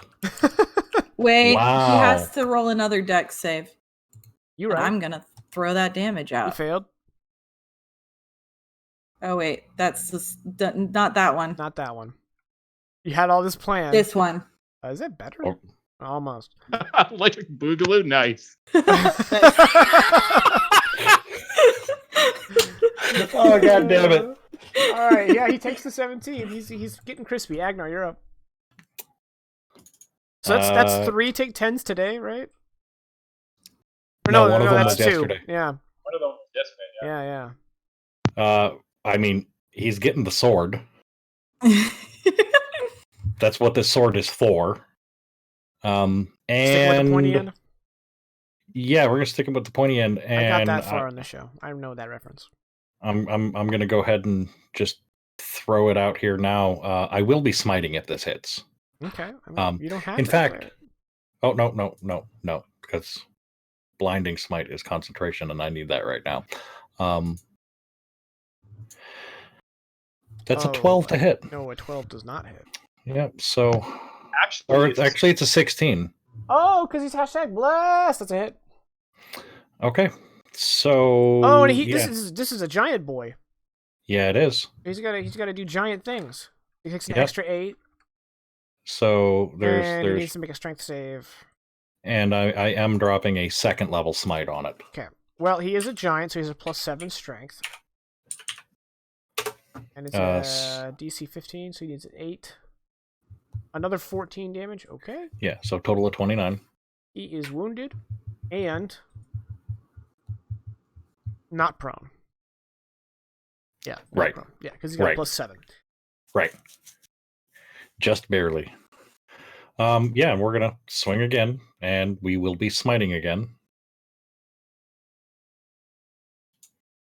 That is a 30 to hit. Okay, so he takes 17. Let's go ahead and he's not prone. And it's just going to be another second level.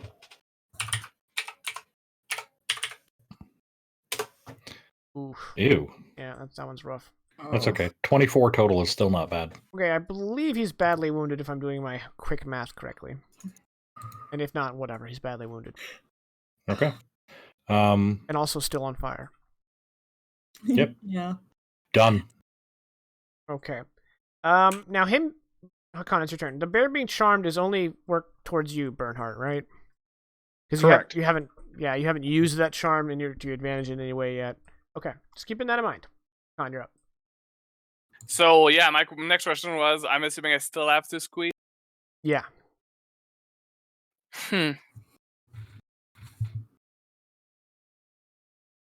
I'll have to. I mean, what else can I do? So I'm going to squeeze. So for 10, 15, 20, 20. Yeah, he is going to use his reaction to try to paw you. So he's got a +7 That's to fair. hit. He hit Ow. for that +5, 13 slashing damage. Ow. And then 30. As soon as you're out of his reach, he goes back to the meat. Son of a bitch. And I'm just one freaking square short. Not your average square, a freaking square. Yes.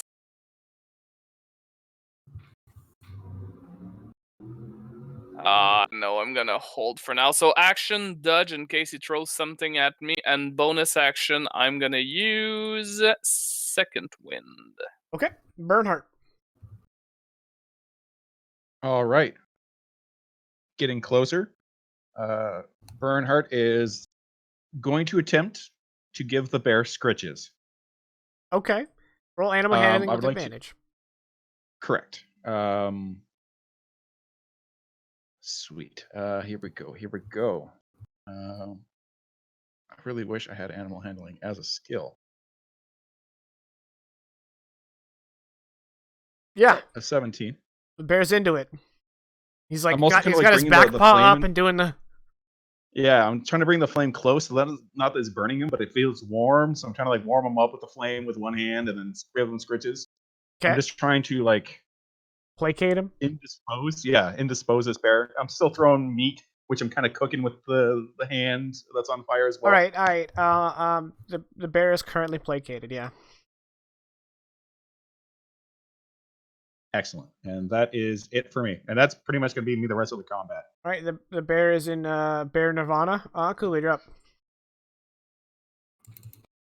Well, I could go help, but it really seems like they've got it handled. Yeah, the anti-giant guy kind of went up there and deleted a Guys, swath of his I hit points. realized, isn't concentration? What? Oh yeah, No, blight. but it's a Blight's range of a 30 feet. blight. So I'm Blight's gonna have to a get closer.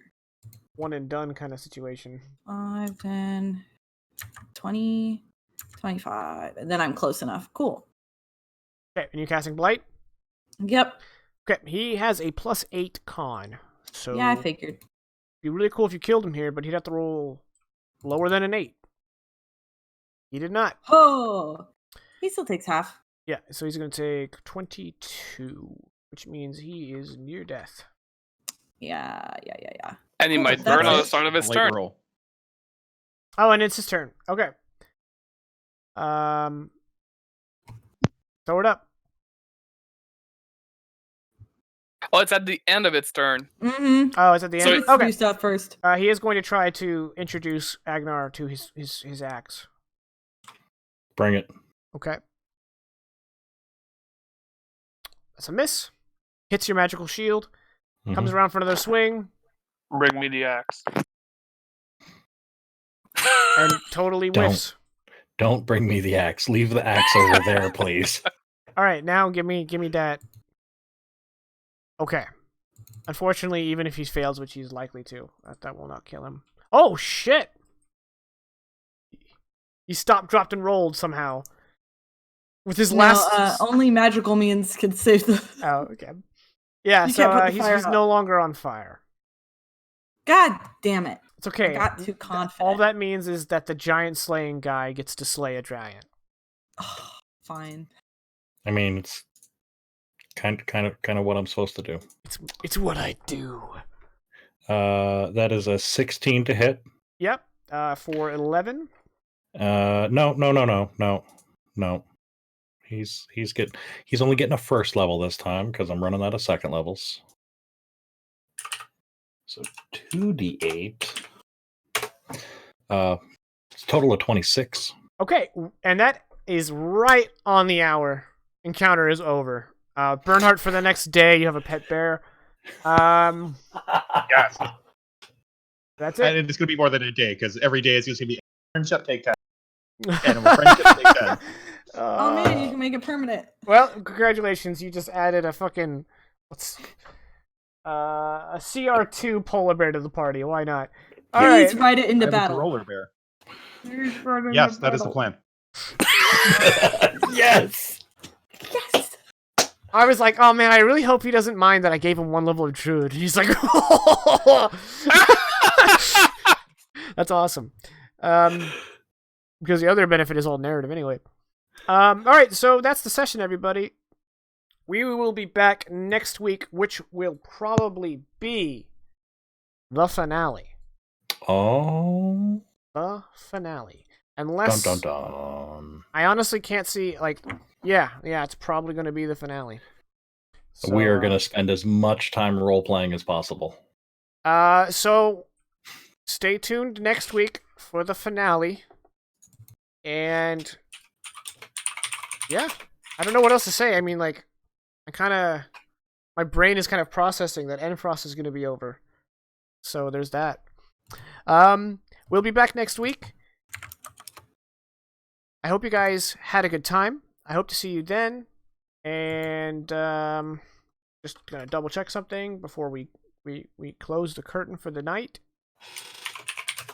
All right, and that's gonna be it. So once again, everybody have a great night. Thank you for tuning in, and we will see you next week.